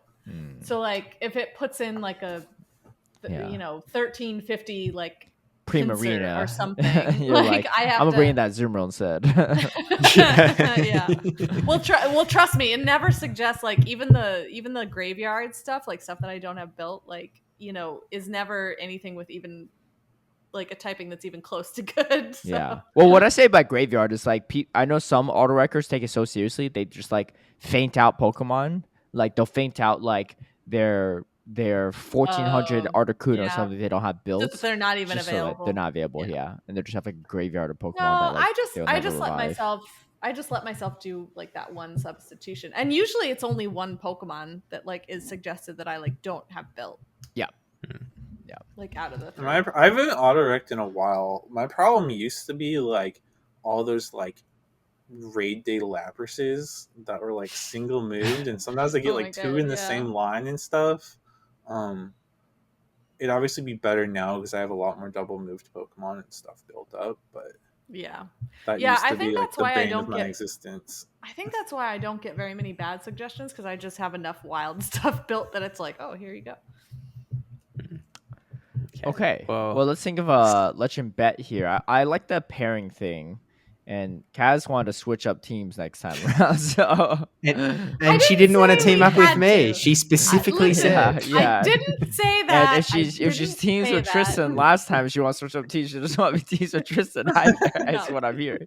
I didn't know. All I said was I don't think we should have the same teams. That's all that I said. Yeah, we can read between the lines. I think it's fine though that we start. Wait. What if we do the compare same the teams, but we have a handicap for the losers No to get handicap. up to the ELO of the winners? Wait, what? What's the handicap you need? Whatever the difference was. No, that's too much. That's too much. Points. No, that difference is pretty wide. I don't know if I could do that. You gotta make it interesting. No, don't. Caleb can't just be coasting here. I'm not coasting. What you mean? I work for that. I was playing hard to get that legend earlier last season or this season. All right, I think we should compare the ELO again. I think that's a good end season ELO and like make teams from there. Like next episode or yeah. Whenever because we can see our ending season ELO like later anyway. Right? It doesn't be like it doesn't matter. I would love to just yoink the advantage, but like I'm just throwing out there that like my current ELO is also, happens to be lower than it should be. So I know you made it to veteran. You made it to veteran, Steve. Next week, Steve's like, I have 300 ELO. You know he didn't. He I have a week of battles to just tank too. All of a sudden, Tristan's the lowest ELO of the four. Yeah, we'll see how dedicated people are for next season. I'm close to expert. I'm gonna try. I'm really trying to make it there before the season ends. Okay. Actually, I am in this coming Go Battle League season. I'm intending to go a little more try hard than I have in the past. So, run my Clodsire team. There's no Shadow Pokemon, Kaz. I'm running Clodsire, Wigglytuff, and Skarmory. And you're just safe swapping Wigglytuff, which sounds like miserable, but it's actually really good. I mean, in this current meta, it's not bad because you got so many like shadow. Yeah, even if you get locked in a Skarmory, you just reverse farm down with your Skarmory because they'll be debuffed by then too. And then if they come out of Bastion, like you need to draw it out anyway for the Skarmory in the back. But okay, well, what do we want the punishment to be? I guess jelly beans, unless y'all want to try it again. But I think we've already done that. No, something else would be good. But I'm not sure what. Said nothing spicy. Hot chip. I would eat something spicy, but I already know I have terrible reactions to spice. Yeah. I don't know. Maybe we could think kind of a little bit and see. Yeah. I don't have to come up with something right away. I was also wondering if you all want to do a first to veteran bet, but like solo. Oh, I mean, yeah, we could do that too. And then the other three people had to do something. Not with this Little Cup nonsense to start the season. What do you mean? There's Great League. You can just play Great League. But you can just abuse Shuckle for 2 weeks. Everyone else can too. Second week of the season, I'm not abuse Gastrodon in a Great League. Well, you're not gonna hit veteran. There's a week where it's Ultra League and Little Cup in week. I don't think you understand. So no one plays the Little Cup and the higher ELO range. Like I'll have like massive down pairs every single match. It's not actually worth it. Just saying. Yeah, but Ultra League as well. Like is the alternative. I'm not particularly good at Ultra League. Yeah, I'm not gonna play either that week. Well, you better hit veteran in that first week then, Steve. That's what I'm saying. Is that physically? I don't know. I mean, I didn't even hit veteran until like after a month or so this season. So like, it's not like guaranteed I hit it in the first 2 weeks by any means. I don't know. We could. If you listening have any suggestions, YouTube comments. Let's revisit next week. Yeah, I'll think on it too a little bit and see. But okay, we have let's talk about some championship series stuff because there's been a few changes. Also, congrats, Kaz, on the cup win. You won in the cup. Yeah. Did you get like second in the challenge too? You said, or yeah, I got first in the cup and then third in the challenge. Well, you said that was your first cup ever. Yes, it's the first local that I've ever done. Really? I thought it was just your first of the season. I haven't even won a cup yet. No, I've never. I played in a ton. been able to go, like, but this Saturday was like a miraculous set of circumstances where I actually had my schedule free and a ride out, and like it was, and yeah, it was really amazing. And there were a decent amount of people there. I want to say we had maybe 15. Like, whoa, that's pretty good. Yeah, somewhere around 15 to 20. Yeah, enough for a top cut for sure. So I know it's decent amount. Yeah. So yeah, it was really nice, and like and Auburn was there, which he ran my team. Yeah, he ran the team. He said he beat you in the Swiss rounds. Because he had a Wigglytuff on the team, and then you were crazy enough to bring a Poliwrath Dragonair Altaria team in Top Cut. And he's like, "What the heck? Like, I brought Wigglytuff too. How does she bring?" And of course, he didn't bring Wigglytuff there, which was that game he didn't bring Wigglytuff, and my entire team was weak to it. It was just like the perfect storm. Kind of and then in the second, he was raging about that. It's true. And then in our third game, he did bring Wigglytuff, but I kept but I had Lantern in the lead on it. So like when he save swapped out of it, my 2 backline were Poliwrath and Dragonair. So I just had to keep alignment. Yeah. And but yeah, so he didn't make it easy. But yeah, I just tricked him into thinking that Wigglytuff was being disrespected. It was. That's the ultimate mind game, right? And then you trick him into bringing it the third game. Yeah. Because after that second game, you know he's gonna bring it. But yeah, exactly. So yeah, it was a really good time, really sweaty battles. And I managed to come in first in the cup. And then I switched the Dragonair for Goodra in the challenge. And it just, like, for whatever reason, even though everyone was telling me that Goodra was better, it just didn't work as well. Be sure to let Butters know, too. Yeah. So I came in third in that one.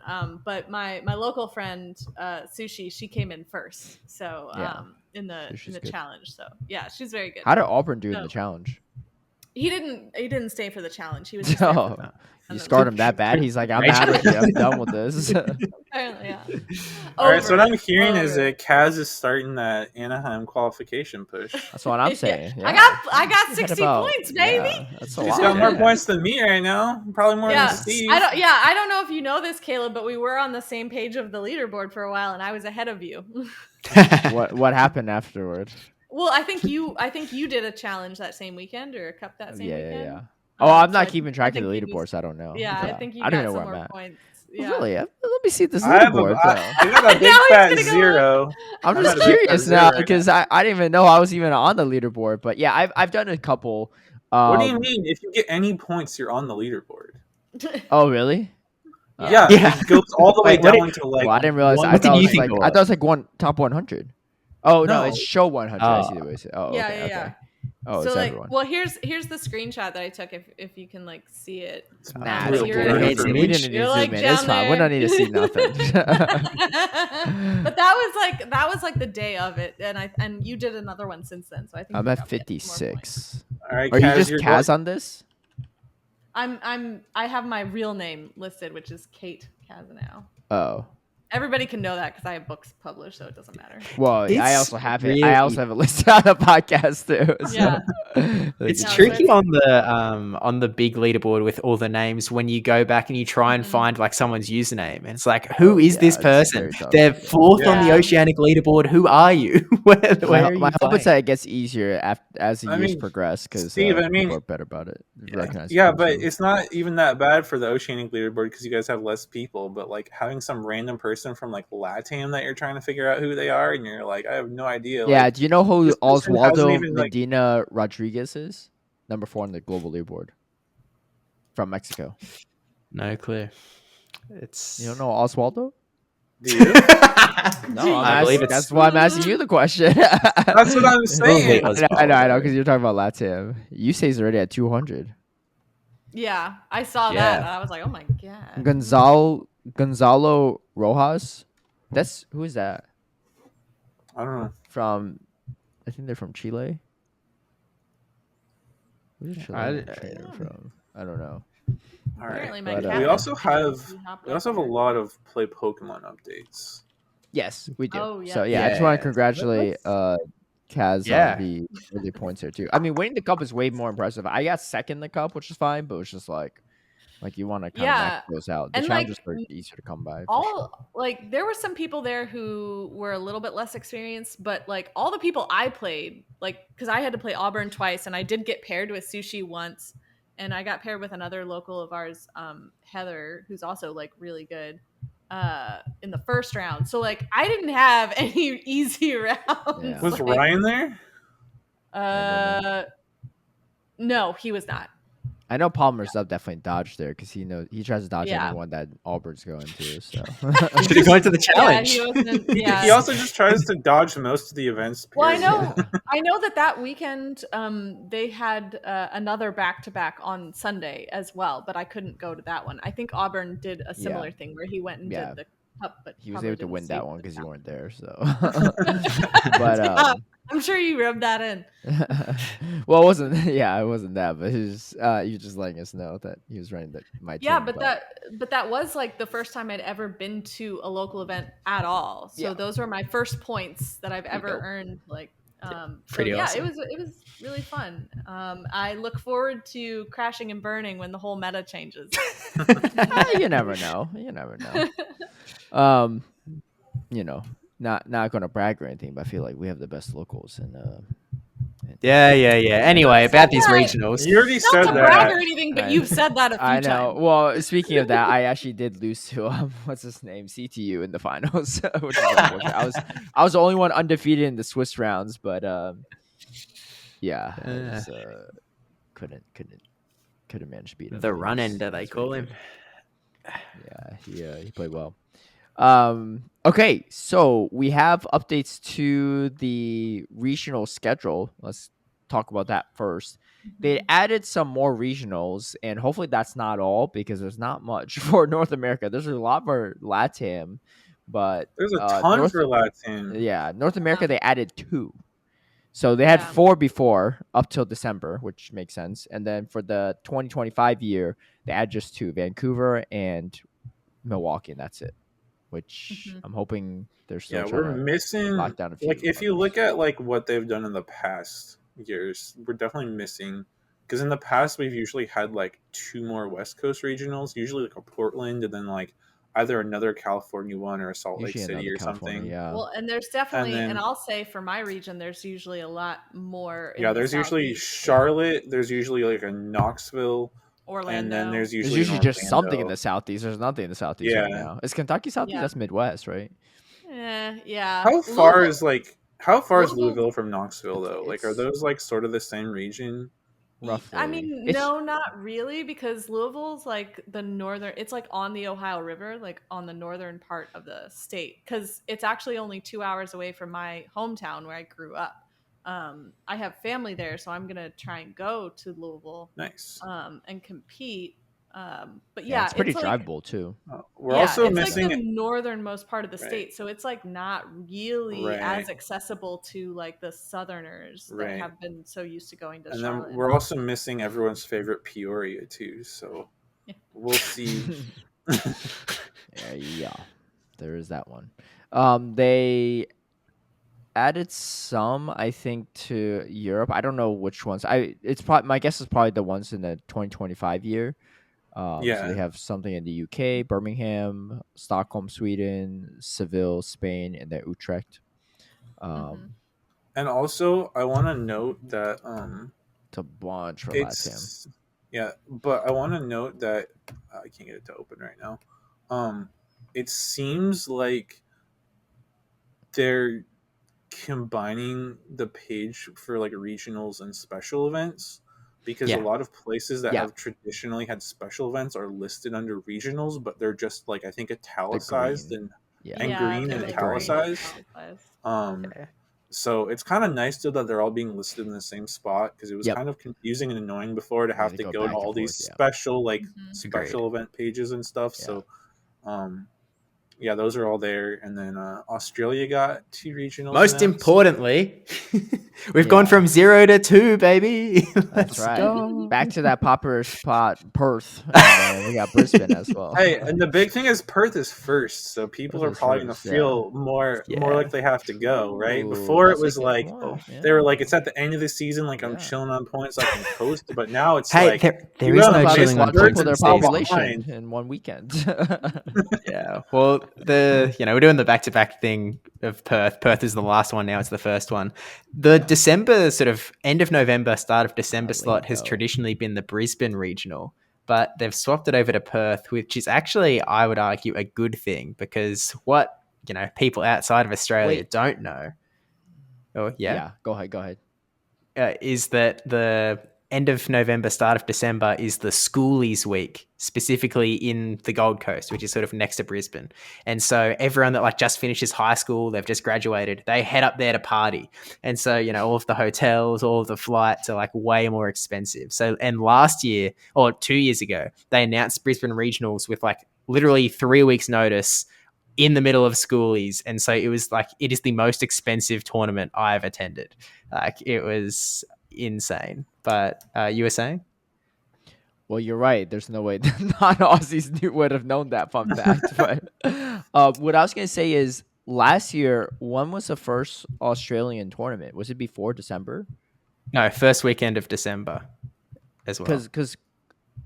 First weekend. Yeah, because it's just weird because you all don't even play in this upcoming meta. Yeah. September well, here's to the December, thing. There's the meta might just be completely different by then too, right? Yep. We don't play in this 3 months, which also specifically for this one means that we actually don't have any regional tournaments in the EUIC Travel Award qualifying period. So you gotta go to LAIC. Or some other regional, right? Well, or you're USAE and you're already at 200 points. You're going to hit the max thingo, and so it's actually being floated we could reasonably hit a point between New Zealand and Perth, which again, because Debbie's killing the locals over there, that there's actually going to be more than 4 people who max out on their local points. And so it could be that you got to go to LAIC, right? Or some other tournament to break the tiebreaker, right? Well, yeah, the tiebreaker is apparently there's sort of rumors that it has to do with ELO or potentially past season results. Some information on that, but not a lot. Yeah, so if you tie on the points, yeah. Yeah, so in the recent because they announced a bunch of information and updated things last week. So one of the things they said, but we don't have a lot of details here. It said, and this is directly quoted from the site. At the conclusion of any qualification period, if 2 or more trainers are tied with the same amount of championship points, the trainer with more premier points will be ranked higher. Premier points is what? We don't know yet. Isn't premier points just points earned from regionals and above? We don't know. Events? I haven't seen premier events. I think are regionals and above. Well, that's what I'm saying. So premier points would in this no. Yeah. Points from regionals I see. But in this scenario where you've just got people tied on local points and there are no premier points involved. Well, that's what I'm saying. You gotta go LAIC, right? Or one of these other. But also, we don't know. I mean, it would make sense that premier points are what you're saying, but we don't have an official definition of the term, so we don't know what it means for sure. And I saw some, Steve said, I'm just saying people based on what a premier event is. That's my guess. Steve was saying, some people were speculating it had something to do with ELO, but I don't know how that would be done either. So it got mentioned somewhere. There was Debbie was actually asking on a Professor Discord or something like that, and ELO was being mentioned. But is it confirmed? I get that might be someone's theory, but I mean, Poland, your actual GBL ELO would be kind of crazy. No, not that ELO. It would be some other sort of Pokemon ELO or something, because this is not just for Go. This is used for VG and TCG as well. So yeah, but for VG and TCG people, don't they know what premier points would be when they clarify that? No, they don't know either. They've never used that. It's not a defined term. That's what I'm trying to say. I'm just saying. I know, because this is the first time we have travel for Go. I'm just saying, they've never used. No. I'm saying this is a new. No, this is a brand new term. Oh, Why would they use the new term and not explain what it is? Like, I don't know, but like, Yeah. because the thing is, my understanding is in the past, like even through the season that just ended, if people were tied, they didn't break the ties. They just gave like more travel awards. So Right. this is like a new thing. Like they haven't broken ties, at least in the recent history. So this is like a brand new thing that we don't have the details on. If I got the travel award for LAIC, I'm going. If I'm an Aussie or a Kiwi, you know, like. Oh, he's like, ignore that. Like, huge benefit, so right? If you're a person that does that, like, okay, say 2 or 3 people go and they get points, and they get the travel award. What? No, I don't. But like, say just even if more than 4 people go, you have to get points, right? So you need to perform well enough. So I see imagine a little bit easier. It is, but imagine the scenario where you've got 3 people in the Oceanic region who have they've surpassed the local points, they've got it. You've then got 2, say, New Zealanders that have maxed out on their points. How do you differentiate between those 2 New Zealanders who have played in no regionals, no ICs, they've got their max local points? That's it. That's the sort of scenario that is entirely feasible and potentially likely if Aussies go to LAIC. I mean, I'm not one to judge anyone's like travel, whatever, and the time they have. But if you got the travel award for international, you should just go if you can. Like, what's the point of farming up all these points to get travel awards to not go to any of these events, right? Like $3.5 grand. I guess so, but like it's just like it's. I mean, sure, monetarily it's solid, and I get the premise behind it, but I feel like that also ruins a little bit of the spirit of the competition. Obviously, if you have like no time off or you can't feasibly make it, that's a whole different thing. But like, I don't know, it feels kind of weird to like. It's also like it is more expensive for us. Like if I went to LAIC, like I feel like there's legitimate potential that you're burning through the $3.5 grand and you're spending more. You think so? Okay, I will say this. LAIC, I looked at it the other day. Okay, the flight itself, I don't know how much the flight is, right? But unless the flight is like over $3 grand, you're not spending more money than they're giving you, because a hotel at LAIC, like I looked at the hotel that the casters have stayed at and a lot of competitors stay at. It's like a block away from the convention center. For a 2-bed, 1 hotel room, it's comes out to like $317 for 4 days. Okay, I've just Googled. Pretty cheap. Yeah. Sydney to Brazil. Flight, yeah, Sydney, Brazil.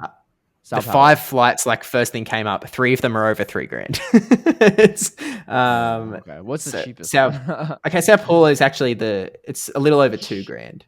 So okay, because that would make more sense because Sao Paulo is like the big city and more flights and everything. I mean, that's with 33 hours, 2 stops. Like it's if you want like one of the actually good flights, it looks like it actually is. Actually, the good flights with even 1 stop are over $4 grand. How does that one guy from TCG that was number 1 leaderboard do this? Henry Brand. He full times it. He's Henry Brand. I don't think that's the guy's name. It was something else. Brent Tonneson. Brent Tonneson. Oh, he was number 1 on TCG leaderboard. We talked about it like a couple episodes ago. It was before C was on officially, but he was a guest for that episode. But he lives in Australia. He traveled to like a ton of tournaments. But he does it full time. You just sort of stay up there, right? Like sometimes, yeah. But like it's just like it's not cheap to stay at some. I mean, if you do well enough, though, you're getting all the cash prizes from all the tournaments too. I know. Yeah. He doesn't do well at all, right? This it's definitely and also like TCG has bigger cash prizes too, right? So if you do like well at like a couple, that probably funds you for a while. Well, I'm just saying. Well, I was just curious because he's flying to regional, so he's not like this. Is not like he's going to like just travel award expense things. Like a lot of it's coming out of his pocket too. But kind of wild. Okay, right.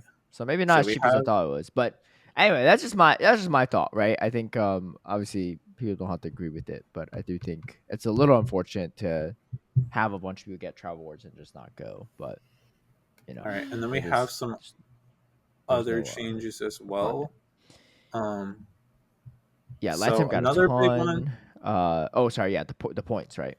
Yeah, so they changed. So before, when they announced stuff, we talked about how there's a best finish limit of regionals and ICs combined of 6, and they dropped that to 5.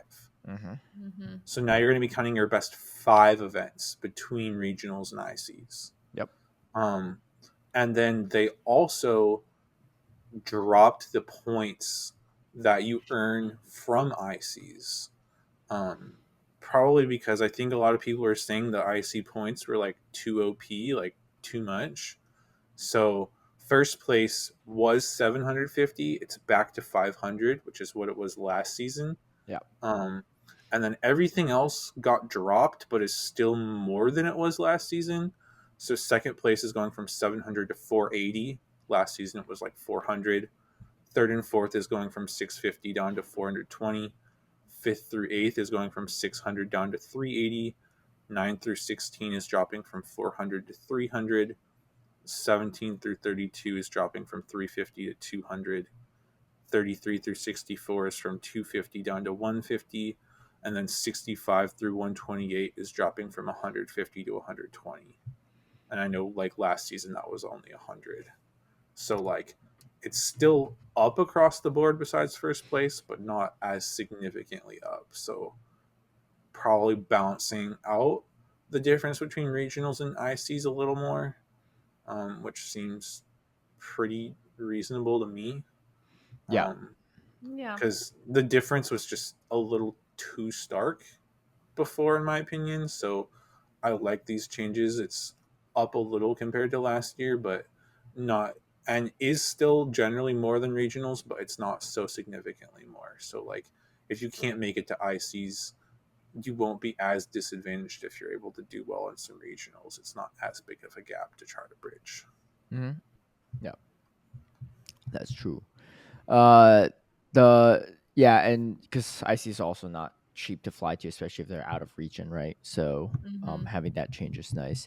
And then I was thinking too, best finish limit, I'm like 5 is still a decent amount, right? Because like a lot of the good players are still gonna keep going because the odds of you winning 5 events is pretty low, right? But then I thought about it, I was like, well, on the more lower end of the leaderboard, that's actually much more valuable because the people that are going for 5 championship wins are already going to go worlds anyway, right? Like in all likelihood. It's more so for people that like, oh, you have like a 50th place here, like a 20th place here, blah blah blah.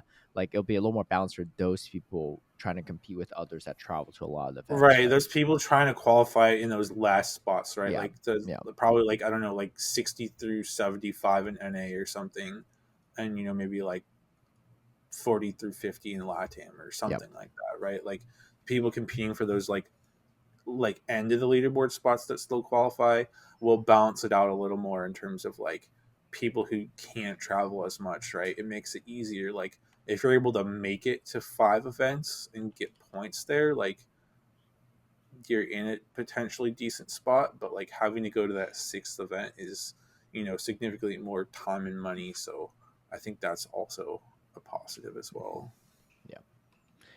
Okay, well that does it for championship stuff. The biggest one yet. Well, what is it? What's the it was announced that top 4 from the World Championships have auto invites. Oh, was that in that same article? Yeah. Oh, yeah, that's pretty dope. Okay, so not only is just Yakai qualified, but Inadequance has an invite, Marto has an invite, and Beelzebub has an invite, which I think is really exciting because that means. Wait, so it also says invites earned through this method will not count against the total invitation slots for the player's zone. So that means that there's already like a slot is already like not taken up, right? So like right, it's the same thing. It's like auto winning a tournament, right? It doesn't take. Yeah, it's the same thing. Oh, exactly. That's pretty dope. Yeah, that's pretty cool. So 4 more world's competitors, or 3 more, I guess, right? And I think it's really exciting because of those 4, we have 2 from APAC, and we all know how challenging qualification in the TPC regions is. Yeah. So it's really nice that those 2 trainers don't have to grind through that system. So that the player rating zone method, blah blah blah, all that stuff. This applies to TPCI's rulings as well. Is that correct? Do we know for sure? Because they don't have a rating separately, right? They don't have a rating zone. But like for instance, like for India this year, for Beelzebub to qualify, he had to get top 4 in India. Let's say he gets top 4 in the the qualifiers this upcoming year, does it? Do they actually pass it down to 5th? Oh, Yes, yeah. yes, that's what I'm asking because TBC obviously does things a little different from TBCI, so that's what we I'm don't wondering, know. right? We don't Because know. I'm sure he would try to, right? Because 1, he's a competitor. 2, he could fight for that travel award because he doesn't get a travel award. I'm guessing for getting top 4 unless they specify that. So he can fight for that. But that's not, you know, that's not announced. We don't know that. Yeah, so I think that's interesting because that's half of our guaranteed invites already from Worlds, right? That are going to be in that spot with Yakai and Diaz. Well, for the record, Yakai, like I sort of asked Yakai, I was like, are you planning on doing the APAC qualifier or leaving it to someone else? And like he sort of suggested that he probably wouldn't play. Like he would probably just, But that opinion might change, or he might have because then Yakai would have no official tournament history going into next year's Worlds, which would be unless he goes to IC for some reason. So yeah, that would be interesting. Well, hey, he's got school to focus on, so that's true. Okay. Either way. Actually, the only other thing, just for Aussies in the crowd, is that in addition to the 2 regionals that have been announced, it's been confirmed that there will be a 3rd regional announced later than Brisbane. So we're gonna have a total of 3. Has been confirmed. Good. Who confirmed that? ESL Australia did. Oh, okay. I was just curious. I was like, because whoever confirmed that, can they confirm there's more NA tournaments? Because there's not a lot. A little worried, but yeah. Hey, you guys are good. Earlier when you were like, once we know what it feels like for the rest of the regions to have like way less tournaments. I was like, this is how it feels. But it's a tough life. Yeah, it is. But okay, let's head on down to Professor Tristen. What you got? Because this is a big update. So I don't know if you have any suggestions. I do. I'm gonna make this a quick one because I gotta go after this. Yeah. But the suggestion is going to be Dracloak, the middle one from the Dreepy line, has better bulk in Great League than what's the final one called again? Dragapult. Dragapult, yeah. So it has better bulk in Great League than Dragapult. And with the new move updates, it's got like some good viable moves because I think it learns Astonish, which is getting buffed. Yeah. And it also learns Dragon Tail. So it has like 2 viable fast moves, Ghost and Dragon. And then it also learns like Shadow Ball. So all it really needs is a bait move. So I was looking at it, and this was inspired by PV Poke mentioned it. I think PV Poke suggested, and I think the best option would be to give it Breaking Swipe. Would make it the most viable. And would give it that like Dragon Ghost coverage, which is pretty solid. It can also learn Psychic Fangs, which would be like decent, but not my favorite option. Psychic Fangs would be pretty solid too, though. It'd be super annoying, but like with the Dragon Tail damage, it could be pretty nuts. And then the other one would be Swift, which is better damage output than the Psychic Fangs, and like isn't resisted by a ton. But I do think Breaking Swipe would be the best, and I like this too because it would give us like viable side grade to Giratina in Great League, right? They have the same typing, but even though it has slightly worse stats too in the head-to-head. Yeah, it probably would. Even though it has slightly worse stats, it would have, in my opinion, a better move. Worse stats than Giratina? Yeah. Well, it's more attack weighted than Giratina. Yeah. I know, bulky. But it's still second stage. Giratina is a whole legendary Pokemon. I would have thought that was like way more frail, right? That's but it's less bulky. I think Giratina is like. Let me look it up real fast. Well, you get that charge attack priority, I guess. And you've got to bring Dracloak for like your higher rank ones. You sort of want to bring it into the XL zone by the looks of it. No, it hit no. Like a rank 1 is level 40. But it's still not bulky. That's kind of crazy. Yeah, so its stat product is 1747, and Giratina is about 18 to 1900. Yeah, I guess theoretically some can be XL then because if you have like lower defense and HP, you might have XL. It kind of reminds me of Molga a little bit. What's the stats spread compared to a Molga? Is it similar? Out of curiosity. For the record, 000 is level 48. Emolga, they're sort of similar-ish. Like Dracloak's actually got a slightly higher attack. Yeah. Yeah, it's got a little more attack, and then like they're flipped. So like Emolga has more defense, but Dracloak has more stamina. Okay. But yeah, it would give us like a side grade to Giratina, which would be good because like Giratina's not the most accessible. I personally would love that. And I also think it would be good because like Giratina can be like fairly RPS because it gets like walled by normal and dark. Yeah. But like Dracloak would have that like dragon damage, so it would make it a little bit more dynamic. Well, the funny thing is you could run Dragon Tail on Giratina as well and Dragon Pulse. So but obviously Shadow Claw is such a good move that you don't usually want to drop it. But right, the and wall like that off Astonish, aspect of Giratina is personal choice at a certain point as well too. But. right, but it's just like it's just worse overall if you run a dragon yeah. move, like because Dragon Pulse is just not good, and like even though Ominous Wind is a bad move, it needs that bait sometimes. Yeah, definitely. But like Dracloak having like a bait move that was actually good, like again probably the Breaking Swipe or maybe the Swift, I think would make it pretty interesting and give us a nice side grade. So shout out to PV Pug for the inspiration here, but I think that would be a really good change I would like to see.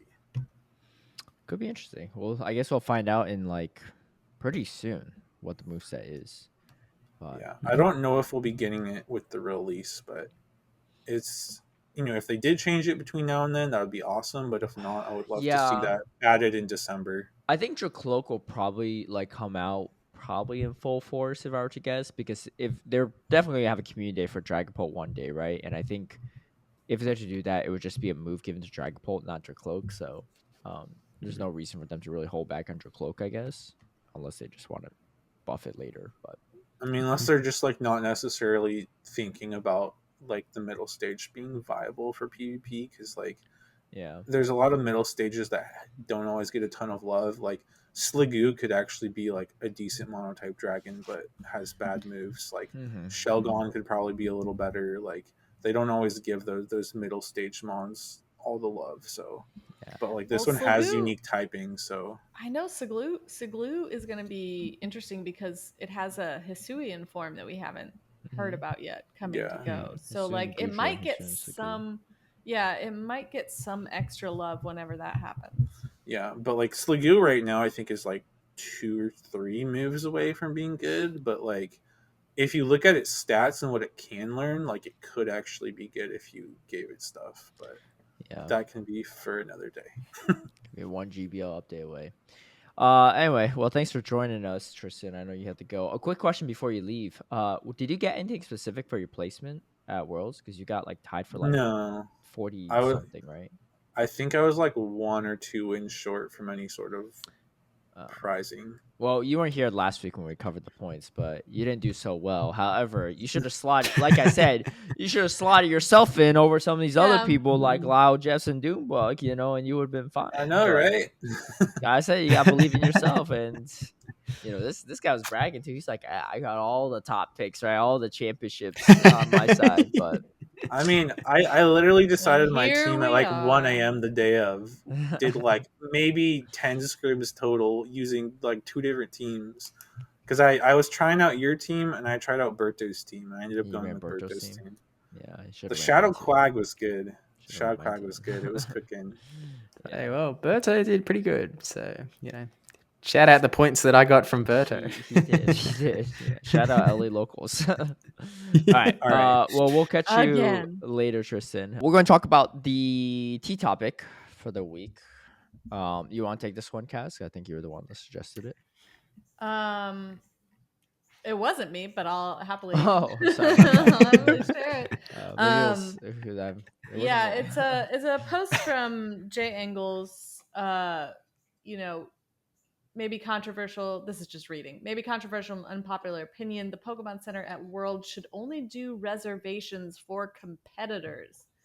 As a competitor, it was disheartening to be unable to buy things at the event based around myself and others who grinded throughout the season to attend, especially seeing others with items that weren't even in stock when I went. Each competitor should have 1 time slot to book. They should be allowed their 2 spectator passes. People with them and 1 more if they choose. Still a limit of 4 per party. But that should be the only way people can get into the centers, through a player who qualified. Addendum is like fixing the stock, but that's a lot to ask for outsourced staff and volunteers to enforce and understand how much of each thing to sell. And he includes staff as well in an additional post, like they should be granted the same benefit as competitors in this scenario. But they just get a +1 instead of a +4. such a random number. Yeah.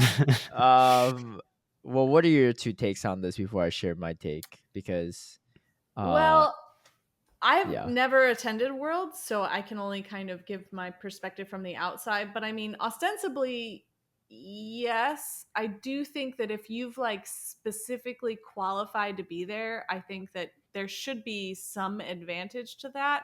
I'm not sure if the answer is only having competitors go, because certainly there's a lot of people attending Worlds who like just enjoy Pokemon and want to watch the competition and want to partake in the Pokemon Center, which has the exclusive merchandise. So, I mean, reading through some of the comments, it was pointed out that in Japan, competitors got early access, which I think sounds like a pretty good like alternative. To me, again, from the outside, that sounds like that should be the best option. Is like, yeah, of course, you qualified to be here, you worked to be here, so here's like a little bit of something extra. That's my 2 cents. Yeah, so I was there last year. I went in with the competitors as well. There's like a staff one too, because I was a caster, but I went in with like the judges, I guess. And then there's a competitor slot afterward. And I will say, at least for the competitor time slot, all the good stuff was gone anyway. Like, it wasn't like there were skateboards or even pins left. So it wasn't really that much better, but I can see how if you're like competitor, you get like the last possible day, last time slot is definitely way worse than just like after the staff and the creators, right? Yeah, it's a little bit, well, because as a competitor, your schedule is a little bit more or less flexible. That too, yeah. So, yeah, I think that giving you some sort of advantage to go in and at least have the opportunity, it would be good. Because, yeah, you've What do earned you your think, place. Steve? Yeah. I mean, I think it's a massive problem in that, like, you shouldn't qualify for Worlds, travel halfway across the world to compete in Pokemon, get your Pokemon Center slot, and then there'd be nothing on the shelves and everything, like some people, like it sounded like they got better through the World Championships at like midday restocks, but like photos from some people that went in and you could just like multiple shelves in a row, all empty. Which is just like insane to walk in and have that be the experience. So like obviously there's you're a waiting massive for problem. like hours before that, right? Yeah, like, you're like in the 2-3 queue. hours. Yeah, outside in the sun, whatever. Oftentimes, sometimes just outside the actual center, but like still like it's hot and whatever and stuff on. It's and like that's something else that I saw. That's something shelves. else that I saw shared was like the photos of like people, like the lines of people waiting and getting overheated, without any sort of idea about when they're actually going to like be progressing through, even though you've made an appointment. Like, yeah, there's something wrong. Look, I will say the line was better this year than last year in Japan, because last year in Japan it was way less shade. Like it was just absolute sunstroke all the way through. There was like most of the line was sort of under the shade of trees, which like still really hot. Still a real lack of water as well if you didn't bring it yourself. But like it was a better queue spot this year in general. But with that said, like I'm pretty strongly against the hardline sentiment of like competitors only, +4 or whatever, from a sense of like in the, I mean, one, there's the aspect of like, those prices are just going to go through the absolute roof. Like those competitors are just making bankroll by selling off those passes. But the more important point is that like in the lead up to Yokohama Worlds, I watched I was going for my first time. I was planning to vlog. Like I had that creator pass. I wanted to use it. And so I watched a lot of like vlogs from previous World Championships from just like, general Pokemon populace. And most of them were only going there to like, they weren't going to compete. They were just going because it's a Pokemon event. It's like really cool. There's a lot of stuff going on. It's a lot of fun. They like to watch, this big high level stuff. And one of the constant draws for all of these people. It's like, oh, and I get to check out the Pokemon Center. Like that was a pretty big part of their experiences as someone just attending for fun. And I feel like I think it's actually a little close-minded in some sense, because we're all in the, PvP community, that this event isn't just for the competitive scene in some sense. And I think that gets missed quite a bit. Well, the post also, like, for clarity, like, obviously Jangles is a competitor himself, right? So there's besides disclaiming that may be controversial and unpopular opinion, it's also a very biased take, right, from as a competitor himself, right? And there's no hate on Jangles, but that is no, not at all. But needed, right? Yeah. Well, I think it's the bias that we're all in a part of it, and like, I might not have this same opinion if I hadn't gone and watched all of those vlogs as well.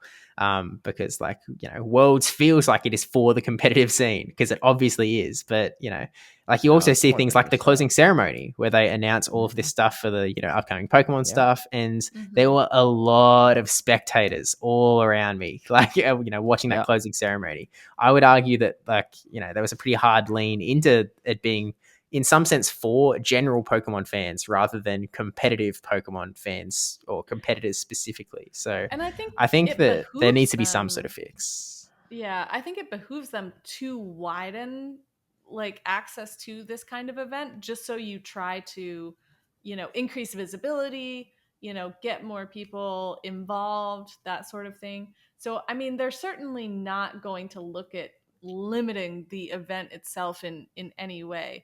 That's why, I think drawing a hard line at having to be a competitor is a little too far. But certainly I believe that there should be some sort of like advantage, like maybe just getting to go in a day earlier, or an earlier time slot that you have guaranteed or something like that.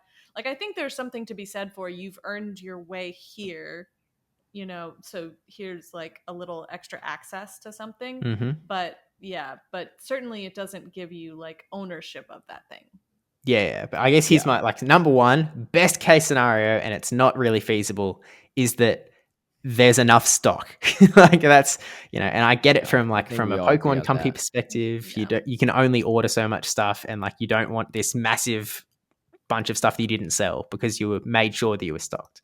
Like, I understand the logistic part of that. The second bit is the competitive advantage makes sense. So even if, like, say, like they did in Japan last year, they have that sort of early spot for the competitors, and they just like actually sort of put more emphasis on restocking during that period. So it's not the Honolulu, a few restocks through the day. It's the sort of like constant restocking, making sure that the competitors always have stuff to get. I mean, the skateboard thing was a little bit Japan centric in that they had no limit on it that year, and so people literally grabbed like 10. That was a bit different, but in general, I feel like that's probably the more reasonable. Like, it feels like a legitimate solution in some sense, because the competitors win out. You still have a bunch of Pokemon Center slots for the general populace that aren't competing. You still, like, Pokemon still gets to sell a bunch of merch, and they don't have to way overbuy. I don't know. It feels more reasonable in my head. Yeah, from my perspective too, as someone that's qualified this year and last year, obviously, like I said, last year there was a competitor slot. This year there wasn't. Okay, so I'll put it this way. I think what Django's saying, there's some merit to it. Maybe, competitors did all this time to qualify and earn their way and blah, blah, blah, all that stuff. Why do you need +4 people to go with you to Pokemon Center, right? What did your friends do that didn't qualify need? Like, why did they need? Like, that's just like you quintupled the amount of people going in that competitor time slot for what reason, right? I think I would be okay with if they had like an earlier competitors time slot, maybe, after creators, after judges, after staff, whatever, and then it's competitors, right? Like what they had in Yokohama. But it's just competitors, and then obviously if you're someone that's like under 18, like you need a guardian with you, you get +1 if you're like +1 for a guardian, right? I think that's fair. Obviously you can have kids just going in by themselves because their parents aren't allowed to go as +1s. But why do the competitors need to have, like, your spectator passes? They can have their own time slots and whatever, right? But like, his point is that they shouldn't.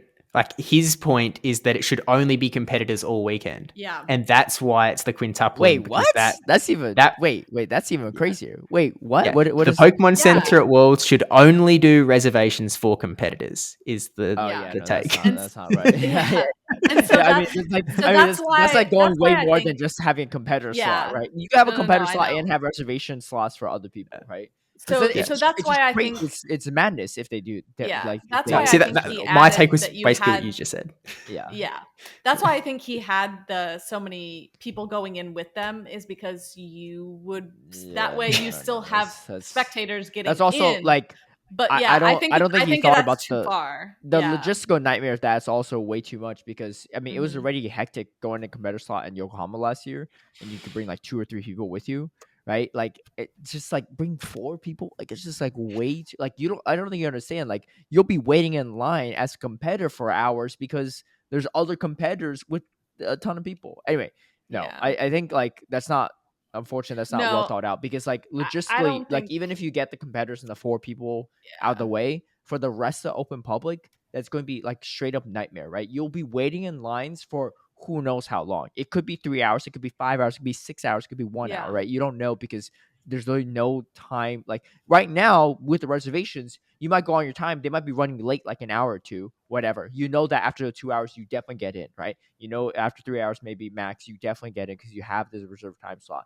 When you just have no slots at all, you just go and wait in line. Well, the other problem seems to be that even if there are time slots, it seems like they're not limiting stock in the way that they should.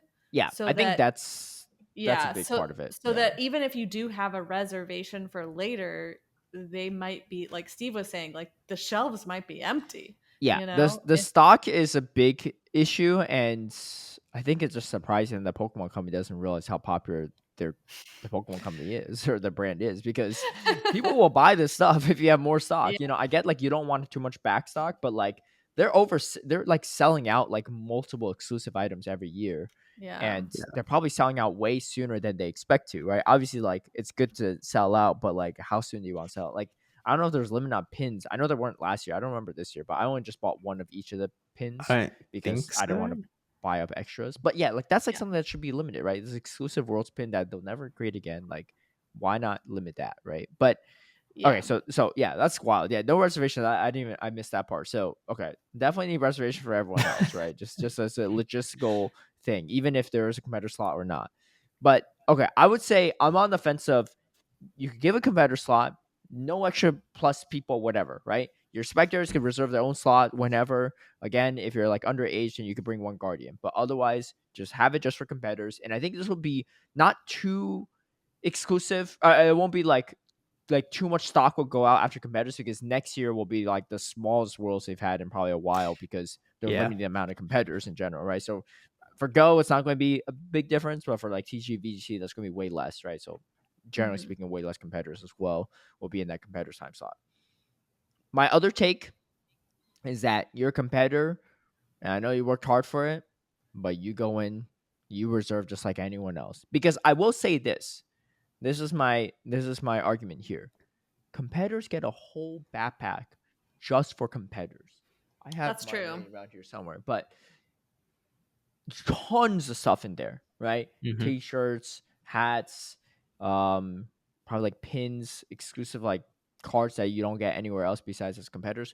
Like you get all this additional merchandise. You get the plushie as well, the Hawaiian Pikachu plushie, all this stuff. You get all this stuff as well. Last year you got a ramen bowl and all these things. I actually didn't even look through the backpack this year. You already get all this exclusive stuff. Some stuff that's so exclusive is not even in the Pokemon Center. I get it. You worked hard, but so what? Like that's your reward. Your reward is getting the backpack, getting the exclusive cards that sells for a ton if you want to sell it. But also, more importantly, you qualify for Worlds to compete at Worlds. You didn't qualify Worlds to get a Pokemon Center slot, right? At least in my opinion, I think that's what most people qualify Worlds for. Yeah, sure, it's nice if you get that, but like, I don't think you necessarily, as a competitor, need to get that much extra perk, because at the end of the day, everyone else that's at that event also had to travel and book accommodation for that event. It's not free for them to spectate, right? Like they had to fight tooth and nail to get a spectator pass. Probably some people might have spent money to buy the spectator pass even. So they're not there for free. They're not there out of just whatever. They have nothing else better to do. So I think the people that are spectating events should also get the same chance as competitors to go into Pokemon Center, and you just have to luck of the draw on the reservations, I guess. But that's why I think the good middle ground is like just giving some sort of advanced registration. But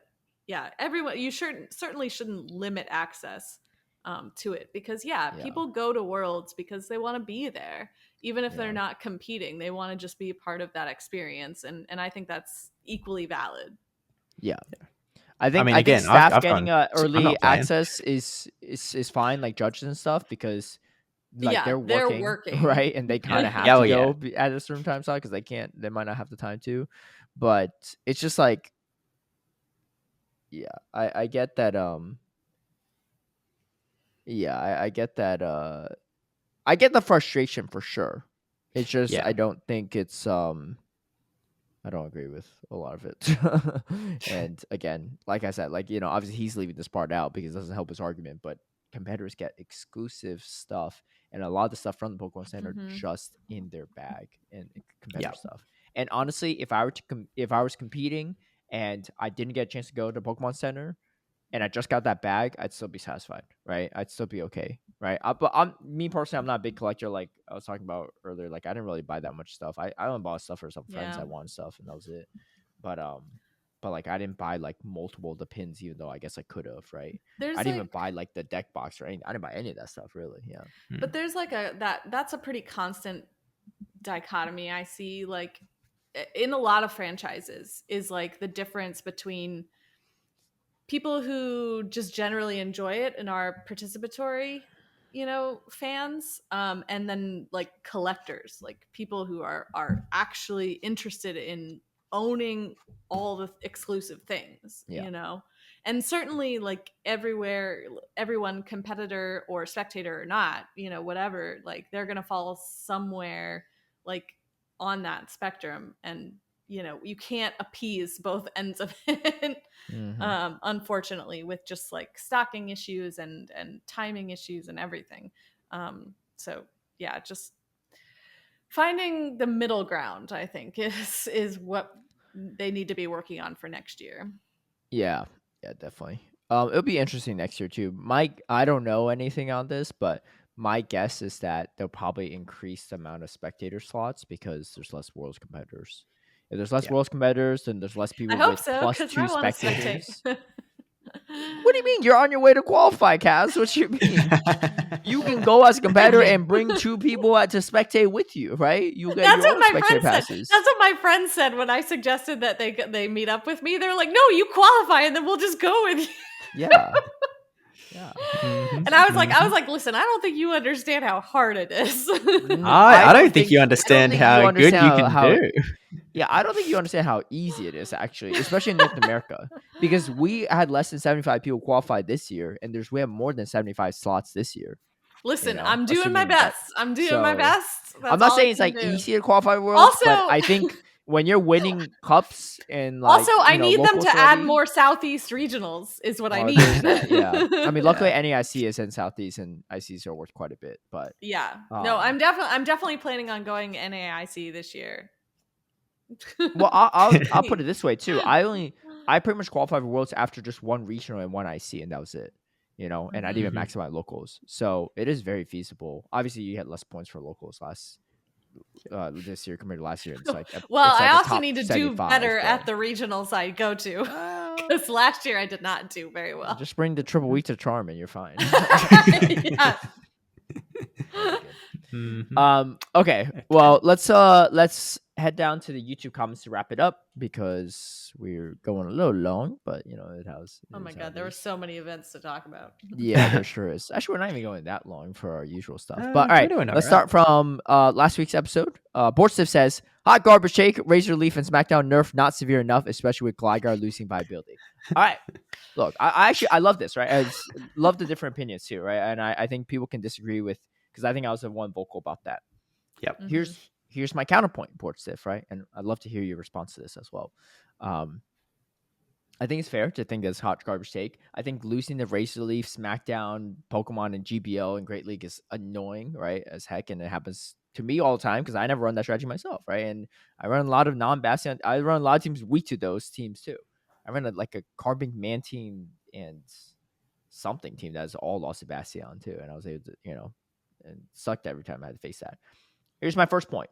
One, when do you see people winning any of these official championship series tournaments with a Razor Leafer or a Bastion? Never, except for Rod Drogo. Never, right? Has anyone even won a tournament with a Razor Leafer, right? I know Rod Drogo won once with a Bastion, right? Yes, there's like some like decent placements to it, but like it's not like it's not like the Mandibus before Mandibus won tournament where like Mandibus like pretty viable. It's just no one won the tournament. No one's really even doing that well with the Bastion, and definitely not the Razor Leafers, right? There's like one here or there every other tournament or so, maybe at max, right? In Top Cut. All right, so there's that, right? So on the official championship series circuit level, competitively, it's not good, right? Obviously, not everyone does that. GBL is also a big aspect of PP, so I give you that, right? In GBL, again, like I said, if you don't account for fast stack pressure teams, you just remove an entire set of strategies out of GBL completely. It's a very legitimate strategy, right? Resource management is huge, and choosing when to spend your shields is really important. And facing a team that forces you to not even spend a single shield and you have to dance around that is an important strategy and skill to have. You don't become number one the leaderboard in GBL without knowing how to play around that, right? So even the best of best know how to play around it, even if it's annoying, even if they lose to it once in a while. Or maybe they just all those losses are those and they just sack it and just win against other stuff. So again, that was something I mentioned last episode, but it was just re-emphasizing it. My third point is Razor Leaf and SmackDown were like those strategies were viable over a year ago. And a year ago is when Gligar became relevant. So I get it. Gligar's kind of a core breaker for that. But there were ways to beat that team before Gligar was around. It wasn't like that team was unbeatable, right? You had Registeel, Alone Sandslash briefly, right?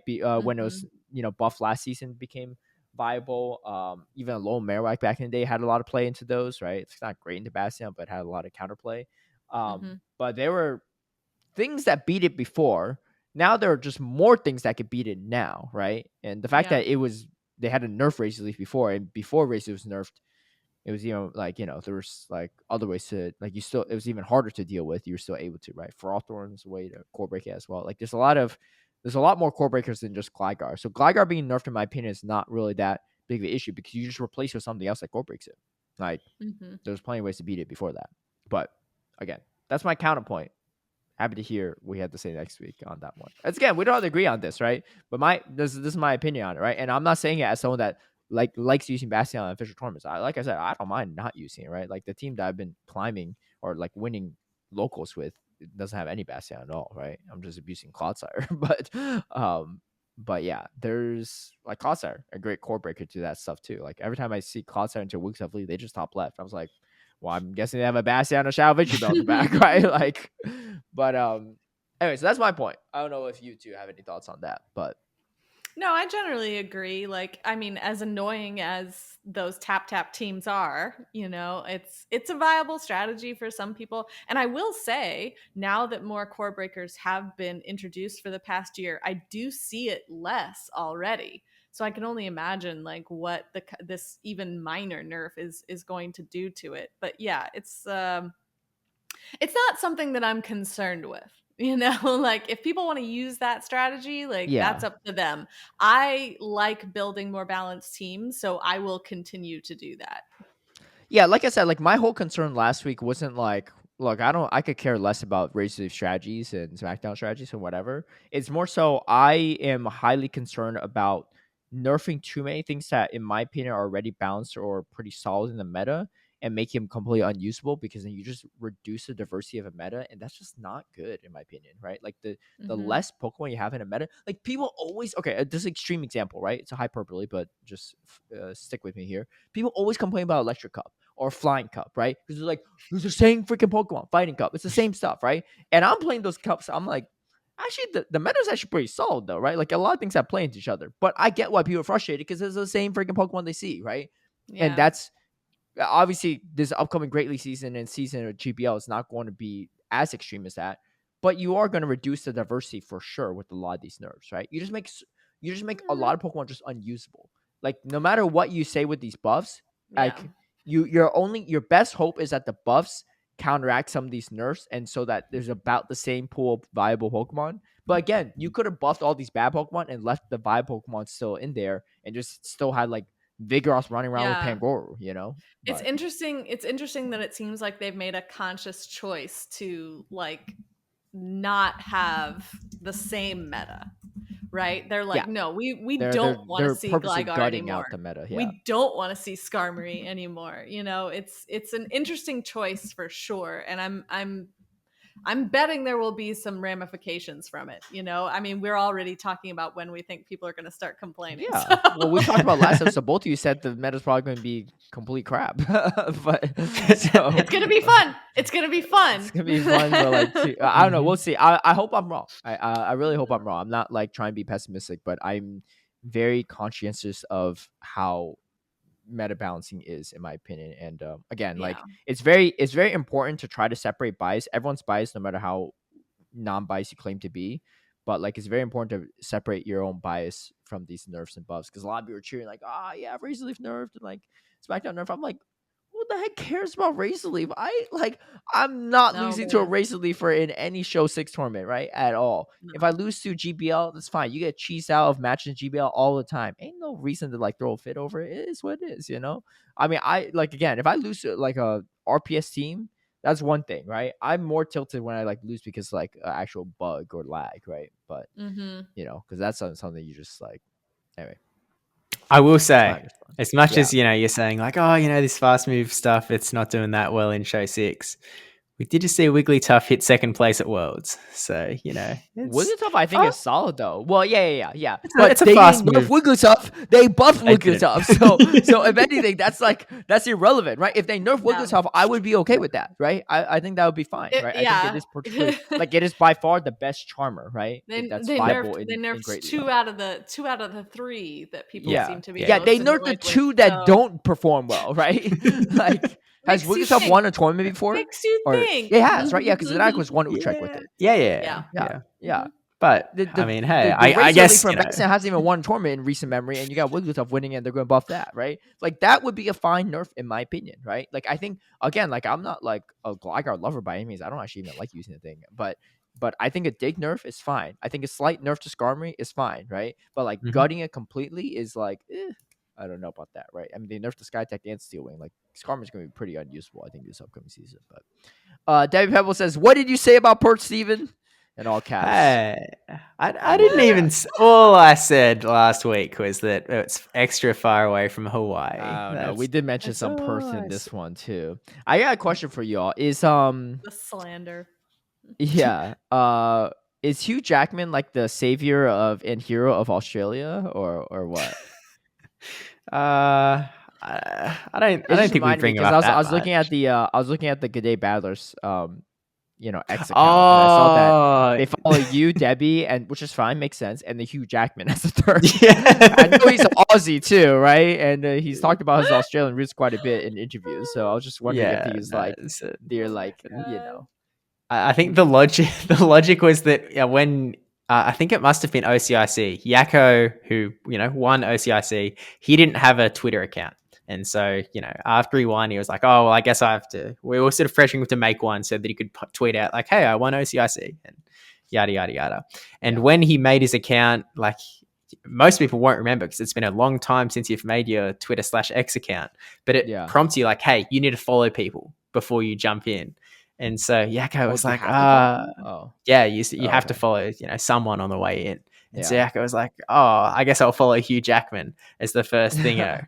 And so then we had him on the podcast at some point, and the tweet we sort of used. Then we followed Hugh Jackman as well, but we tweeted out a photo of us with Yakko, but with Hugh Jackman's head superimposed over Yakko's head. Oh, I do remember that actually. Yeah, that was a while ago.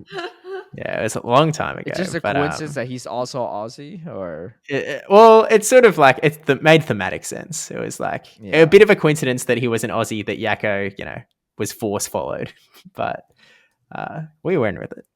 So shout out Hugh, our boy, killing the box office at the moment. So Aussie. John Murray says, I have a shiny XXL Litleo, cutest guy ever. Yeah. That's a good one. Agreed. It can do all right. Hopefully you're winning some showcases with that one. Greasy Cuisine says, Greasy Cuisine says, I think a more sustainable way of keeping the meta fresh without nerfing and buffing mons in and out of relevancy is Niantic and the Pokemon Go side of TPCI could do what VGC has been doing throughout Scarlet and Violet with the whole regulation metas. VGC has been doing different rule sets for every 2 to 3 month period and then switch up the rule set. I think it would be cool if play Pokemon tournaments did different rules with different Pokemon being viable, sort of like Sylph and Battlefront 2 metas. What do you guys think about this as opposed to regular meta shakeups, nerfs, and buffs? I personally think it's a great idea, because again, like I think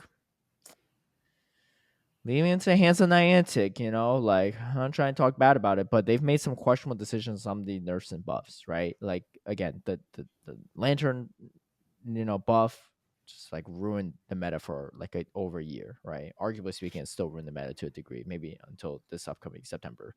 The Trevenants, or the Noctowl buff, right, really created that RPS.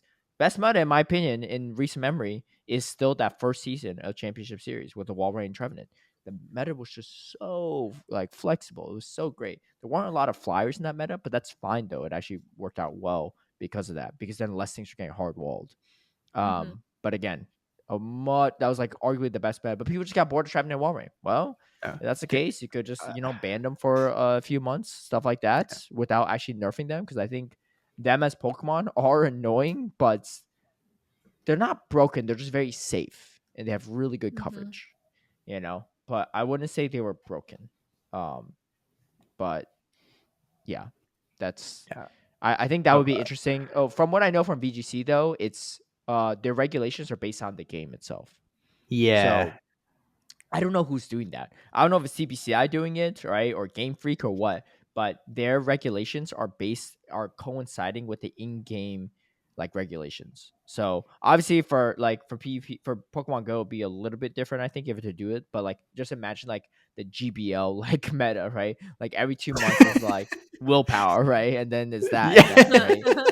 It would be interesting, right? But I wouldn't hate it. It would just be it would be interesting. Well, I honestly think like the first change we might see like in the play Pokemon circuit would honestly be opening it up to just Ultra and Master League as well. Yes. Instead of just leaving it at Great League all the time, like essentially have like an Ultra League tournament or something. Maybe at Worlds it's still Great League, but I think that would be really dope. I would be very curious to see how that would do. That would be a TPCI decision, right? But that'd be really cool if they had just like an Ultra League tournament once, right? Maybe like let's say like Utrecht and Louisville and Santiago, Chile are all Ultra League tournaments, right, for this upcoming year. So you plan in advance. If you can't go, you can't go. If you could go, great. So there's some backlash to that, right? One, for the locals of that area, right? Let's say if you're from Santiago, you're like, dude, this is my only region I go to, and you're going to make it Ultra League, or is it super inaccessible? That sucks, right? Definitely could get that sentiment. The second thing is just the game's not accessible enough to make the Ultra League stuff readily available. Obviously, sometimes that's the case for Great League stuff, like Metacham, League Tunnel are not the easiest to make for Great League, but like sometimes you can feasibly do it. Whereas like Ultra, like you need a Registeel, man. How you gonna build one, right? If they're not in raids, like you're not gonna dump a bunch of rare candy XLs, you might not even have it, right? So those like Tapu Fini, right? If you don't have a Tapu Fini, like how you gonna get the Tapu Fini is better because it's not XL, but like Registeel is like an XL Pokemon. You like even if someone trades one to you, you can't really make it, right? I just think that like we'll see opening it up to those other CP leagues before we see like a special limited format at a championship. I actually disagree. As far as like regionals and stuff are concerned, I think it's way more likely that we start moving into either regulation or like even just like a really small thing in terms of like limited picks, like the top 10 picks can only bring 2, which they do in VG as well, that sort of thing.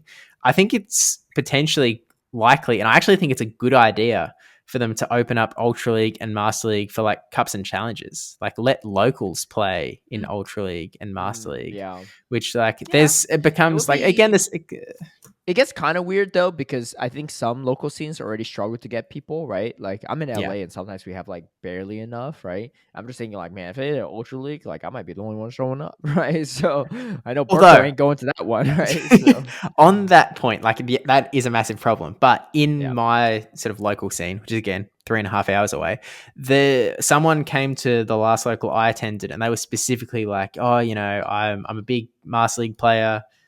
I don't really Great League, so I'm trying to learn now. Like this is my first ever real Great League tournament. I know the counts from Master League, so I'm just trying to apply them here."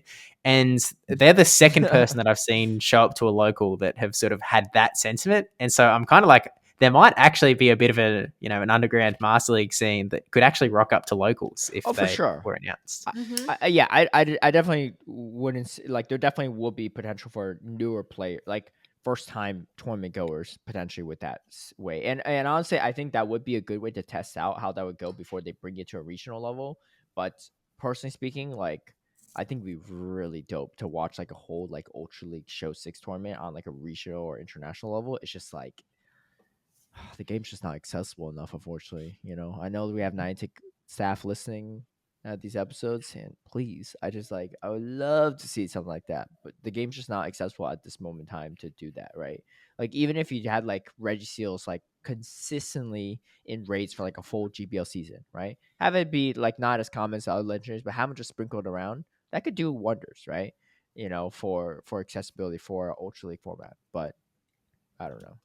I don't know if they'll do that, but that would be I could honestly see either happening, right? I could see potentially Ultra League, potentially a limited format, but a lot of that just hinges on TBCI. So yeah. Anyway, Scorpic says, how about Sweden making 3 out of 3 top 32 with the top 7 to boot? Come on, PP David. Oh, I didn't even realize that. That's dope. That's dope. Yeah. I saw someone mention Sweden, on Twitter somewhere. Sweden coming in strong. 3 out of 3 in top 32. That's not an easy feat. It's kind of crazy. Kind of have to watch out for Sweden next year. Twastell says, long time listener, first time commenter. So I thought more Petco changed types, but it's actually always a fairy and dark type. The form change just switches the type of its move between dark and electric. Interesting. So it's the same typing the whole way. Interesting. Yeah. And Parabolic Charge can only be learned by a very small set of Pokemon like Dedenne, Tadpole, Bellybolts, Helioptile, Heliolisk, and Miraidon. So Parabolic Charge, yeah. Even if they buff it, it's limited, which is honestly not a bad thing, in my opinion. Keep it more on the centric. They say it's actually always a fairy and dark type. Bulbapedia is telling me electric dark. I don't know if it actually grill Tristen on this next week then, because I don't know. Is this actually Tristen? Yeah, no, it is. It is. Yeah. Oh, okay. It's Tristen Twastell. Like it's his name backwards if you look on YouTube. Because I was like, what is this? I'm seeing on YouTube. It's Let's Swan Net shirt thing. Oh, right? I was like, what okay, was this? yeah. Yeah, it's Tristen backwards. I see now. Yeah, it's his full name backwards. Yeah. And he said, leave it to the creator of Grasshole to be unhappy with the SmackDown Razor Leaf nerfs. Look, I already said my piece earlier, right? So it is what it is. Look, I'm flexible, right? I'm not like, I ain't no Jonathan Kelly where I need to go triple charm strats or double charm to like succeed, right? Yeah, Jonathan Kelly, he's a great battler, but I could do whatever. I could care less. I didn't really even use Bastion during September through December of last year because it was like so out the meta. I was using a bunch of carbing, but the Bastion was definitely not good. Mikey Morg says, I think what Niantic have done with this meta update is the best attempt to change the meta. Well, that's definitely true. My reasoning is you don't shift the meta by nerfing or buffing polarizing picks. You need to destroy generalists. By creating space for new generalists, you make the previous polarizing picks irrelevant and remove RPS from an unbalanced meta. Okay, so before I continue, I will say, yes, they destroyed a bunch of generalists, right? Vigoroth, as an example, like Regiseal's getting nerfed, Gligar is definitely a generalist getting nerfed, right? Stuff like that. And then, but then he says, by creating space for new generalists, and that's where I'm concerned. A lot of these Pokemon that are buffed don't feel like generalists to me, right? Like Malamar gets walled off by a bunch of things. Pangoro definitely gets walled off, right? It has way less coverage as a fighter or pseudo fighter compared to something like a Vigoroth and a Nihilape and a Medicham. This has got just fighting and dark moves. Like what? Like even Scraggy has more coverage, right? Like in my opinion, these aren't generalists. They buffed a lot of things that are specialists, which I mean could be fun, but it becomes more RPS, right? In some way, shape, or form, right? They buffed You'll get Gastrodon, things which is like not for really. Alligator, right? Well, Feraligatr wasn't buffed, right? Feraligatr is just Feraligatr, right? I'm talking about like I the mean, things it that they wasn't actually buffed, buffed. but like by sort of taking some of the other things out, for Alligator sort of got a pseudo buff in a way, in that it looks better in the new meta. Yeah, I guess Well, so. You could say that, but it's staying the same, and arguably for Alligator's a pretty good generalist, and with some of the things incoming, it looks even better than it already did. yeah, it might like become unchecked. You know what this reminds me of? Medicham wasn't that busted until they nerfed Trevenant that season. Because once Trevenant was out of the way, and this was like I'm talking about specifically, it was like it was the June update to September, so like towards the end of last year's season, and going into Worlds at NIC. So Medicham became super busted after that. And then they nerfed Sky Attack, so Altaria and Noctowl were nerfed, and then Medicham became like a needed pick pretty much on every team in Show 6 for the September to December of last year, right? And people were like sick of Medicham, right? That's like, oh, Medicham was so oppressive. But the thing is, Medicham wasn't that oppressive. I mean, if you look at it, they didn't even nerf it back during the first season, because the first season there was like Sableye, Double Go, Sableye, Trevenant everywhere, Nidoqueen, all that stuff, right? And then for following seasons, a bunch of Trevenant and Noctowl, right? So it wasn't like super busted, but it became really overpowered because of what they nerfed. So like you said, for Alligator, yeah, it looks strong. For Alligator looks unchecked, right, to a degree, right? It looks kind of too strong, right? And that's a symptom of, because they nerfed a bunch of generalists, they made a meta that's like, people are going to be sick of for Alligator, and because of this, for Alligator, which in my opinion is like in a pretty good space right now, like spot right now in the meta, might get nerfed in a future season because of what they did to the other nerfs, right? That's why Medicham got nerfed, because they nerfed a bunch of other things and it made Medicham super oppressive, right? More oppressive than it was before. And I get why they nerfed it. I don't think it was like completely out of control, but I get why people were tired of seeing it. It was on every team because it was just that critical for that. So that is that's my response to that, but I'll continue with what Mike and Morg says. The way the prior metas were structured, we were never going to escape the fact that the Mudshot user was the best coverage, the highest utility counter user, or the most dynamic wing attack user would centralize the meta. By removing these parameters, Niantic has allowed for a drastic reshaping of why the best Pokemon are relevant and erase the most toxic traits of RPS picks. I don't know if I fully understand that. What made like Mudshot user and counter users RPS? I feel like those were, even wing attack users weren't that RPS at times, right? Well, like I can see like if you get rid of like Razor Leaf and Charm and SmackDown, right? But like what's the I get like those, the Mudshot users are definitely the best Mud Boys, right? And the ground users, right? For sure, for the most part, right?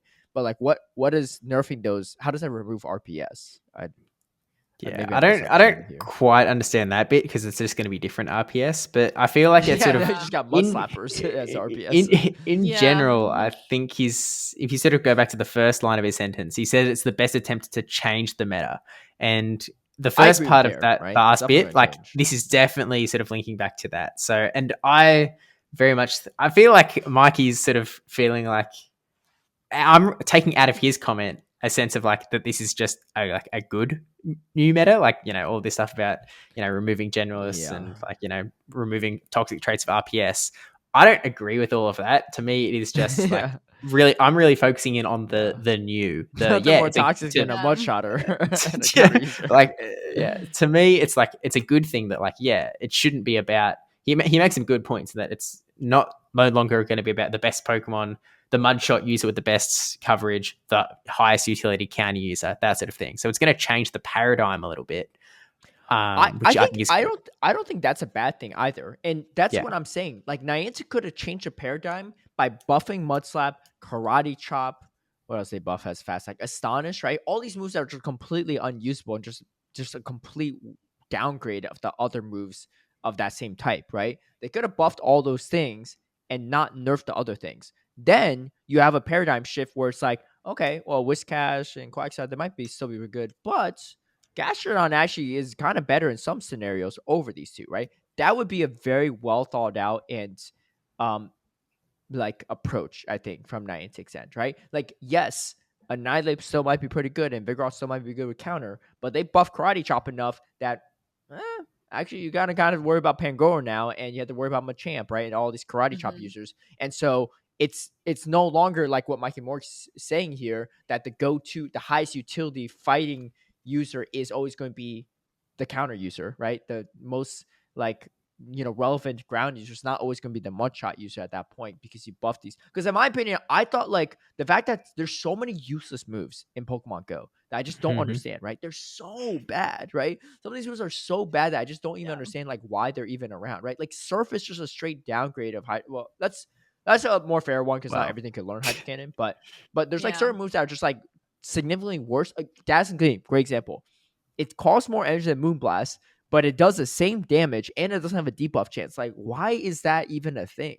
Right? Like, at least make Dazzling Gleam do more damage or do something if it's gonna cost more energy. It's just like there's like certain moves that just like make no sense in my head, right? Like there's like complete downside and no upswing to it. So if they buffed all those things, you can still change the paradigm and meta without like just eliminating stuff. Which again, I think if you want to eliminate stuff, that's fine too, right? I think Mikey definitely has a more optimistic outlook than I do for this upcoming meta. Like, I think if it does create a better meta, I'm all for it. I'm just concerned it doesn't actually, and you just create a new paradigm that might feel even more RPS because all the good generalists are completely annihilated, and there aren't really good generalists to replace them outside of like an OP for Alligator potentially. Which, again, I can't wait to see those mirrors. But I mean, I think for our Alligators, it's definitely dynamic play, and like quote me later on this, everyone.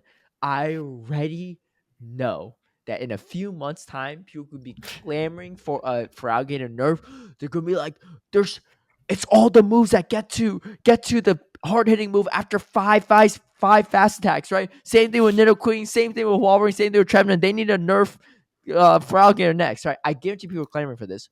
And I just want you to think back on this moment and say, it wasn't that bad in this meta.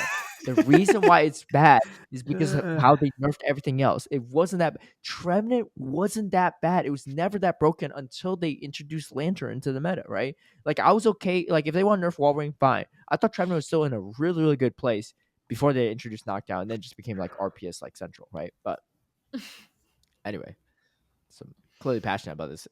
Finish this off with Mikey Moore saying, I know this is a painful reality for Bastion lover like Caleb, but this update, whilst incomplete in my opinion, takes a noble step towards a change in terms of meta centralizing picks. Yeah, I mean, I don't know if it's clear enough, but I could care less about Bastion, right? I don't even care about that. I'm way more concerned about the general health of the meta, even outside Bastion. They could triple nerf Bastion, and if they do everything else right, I'd be okay with that, right? I don't need to. The only reason why I use Bastion is because it's good, right? I don't use Bastion when it's bad, right? I'm not like dead. I'm not pulling no Zimikin, forcing my way to use, Surfetch every single game, right? Like I'm okay with not using Bastion. This, like, trust me, that's not even my favorite Pokemon. I would love to see them make Gyarados busted, but yeah, that's my response. Anyway, I'm happy to hear responses. Actually, you know what's interesting? Next episode, well, by the time we record next episode, the comments might not reflect it yet, but it will be the new meta. We'll be in the new meta by next episode when we record. That'll be interesting. But the actual comments might have been made before. So I encourage you all to, if you have any responses on this meta stuff, I feel free to write them if you want to, but also maybe hold off until the new meta drops and see what happens. Obviously, in the first few days, like everyone might still be excited. It's different, so like it might be hard to like figure out what the meta is. But I think it will be. I think it won't take too long for the meta to go degen. That's all I'm gonna say. Right? Feel really RPS or maybe imbalanced. But again, I hope I'm wrong. I hope I'm wrong. I know a lot of people hope I'm wrong.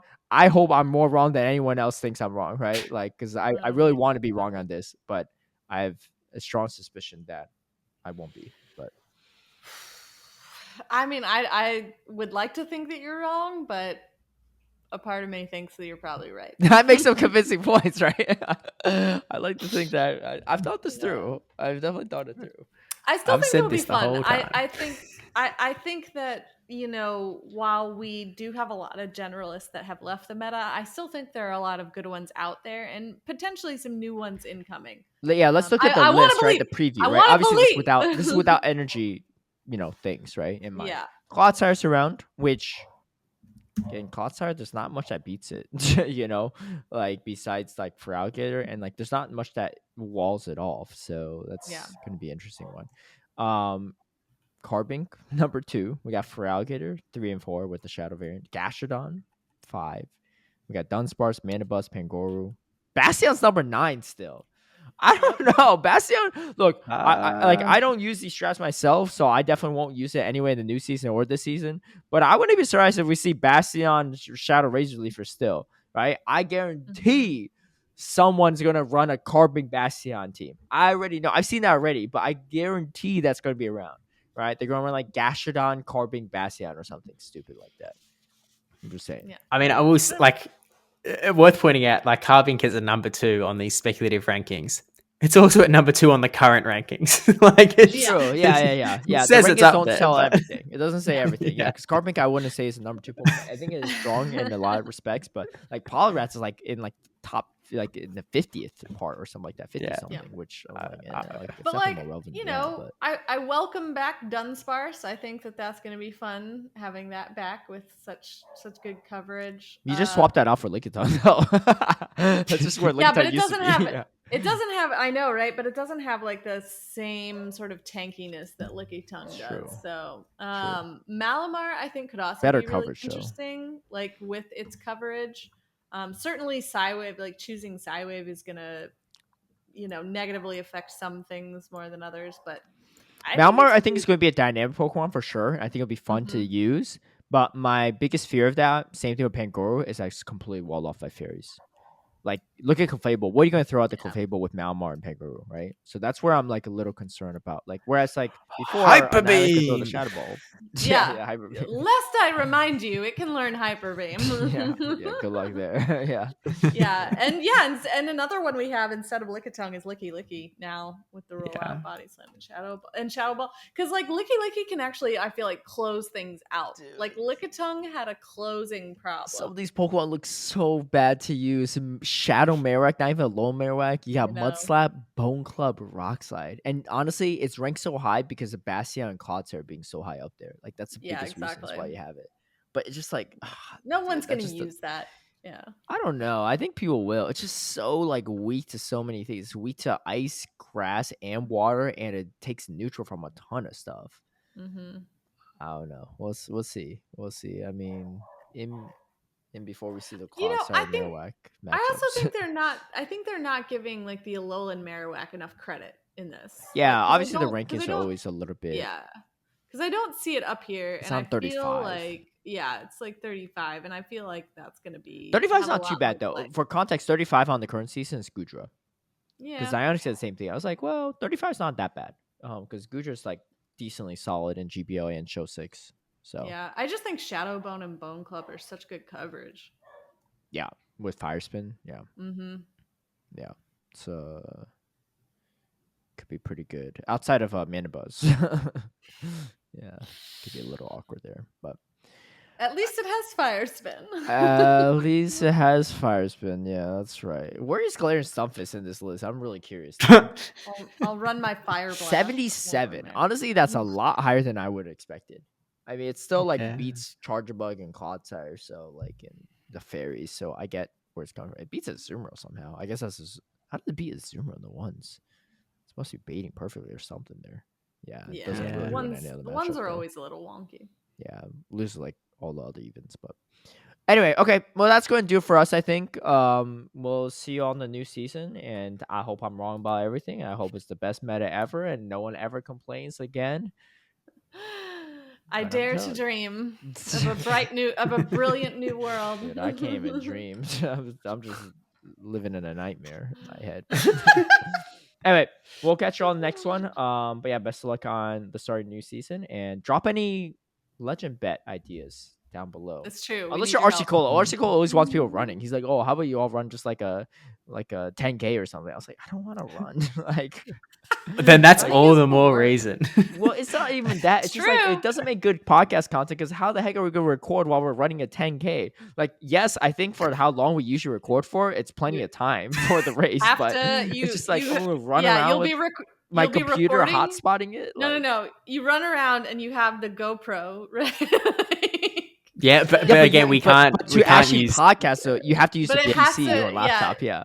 So we'll have to be running around. Like this is how you do it. I think you have to run. Like if we're doing this recording an episode while doing it, we're running with a laptop and our phone like hotspotting it and just holding a laptop for that long while running. Okay. Well, what if along that vein, what if we have to do like some ridiculous exercise, like a bunch of push-ups, which I can't even really do? I mean, I'm fine with that. I don't think that's best for podcast content. This is why we need your help, everybody. Yeah, we need your help. Nothing spicy though, but we need your help. Spicy's okay. You can drop spicy stuff. We could do something with the Heelys too. The problem with the Heelys is that I just don't know what everyone would do besides Tristen. Because like I could care less if like either of us three are doing Heelys and skating around like the parking lot. We all will just want to see Tristen do it, So. Yeah. Well, I think we just rigged the bet to make him lose, and then we should be right. Yeah, so, now that he's gone, we can talk about it. That's right. That's 3v1 it. And happy he days. Actually listens to this, unlike Anacor and Speedy. So yeah, so he'll come at us later in our chat and be like, "Hey, second time commenter here." Yeah. Anyway, I thought it was funny that Steve thought it wasn't actually Tristen for a second. I was like, who do you think was commenting as Tristen? You said so confidently Twastell, and I was like, where are you reading that? Because I'm not. I'm looking at the comments. It doesn't say that. Just make it up off my dome. I was like, maybe you just saw the T. I was like, I don't understand where this information has come from. But then, I clicked into the channel and went, it says it in there. But anyway. I will catch you all later, but have a good one and happy Poplio community. Peace out.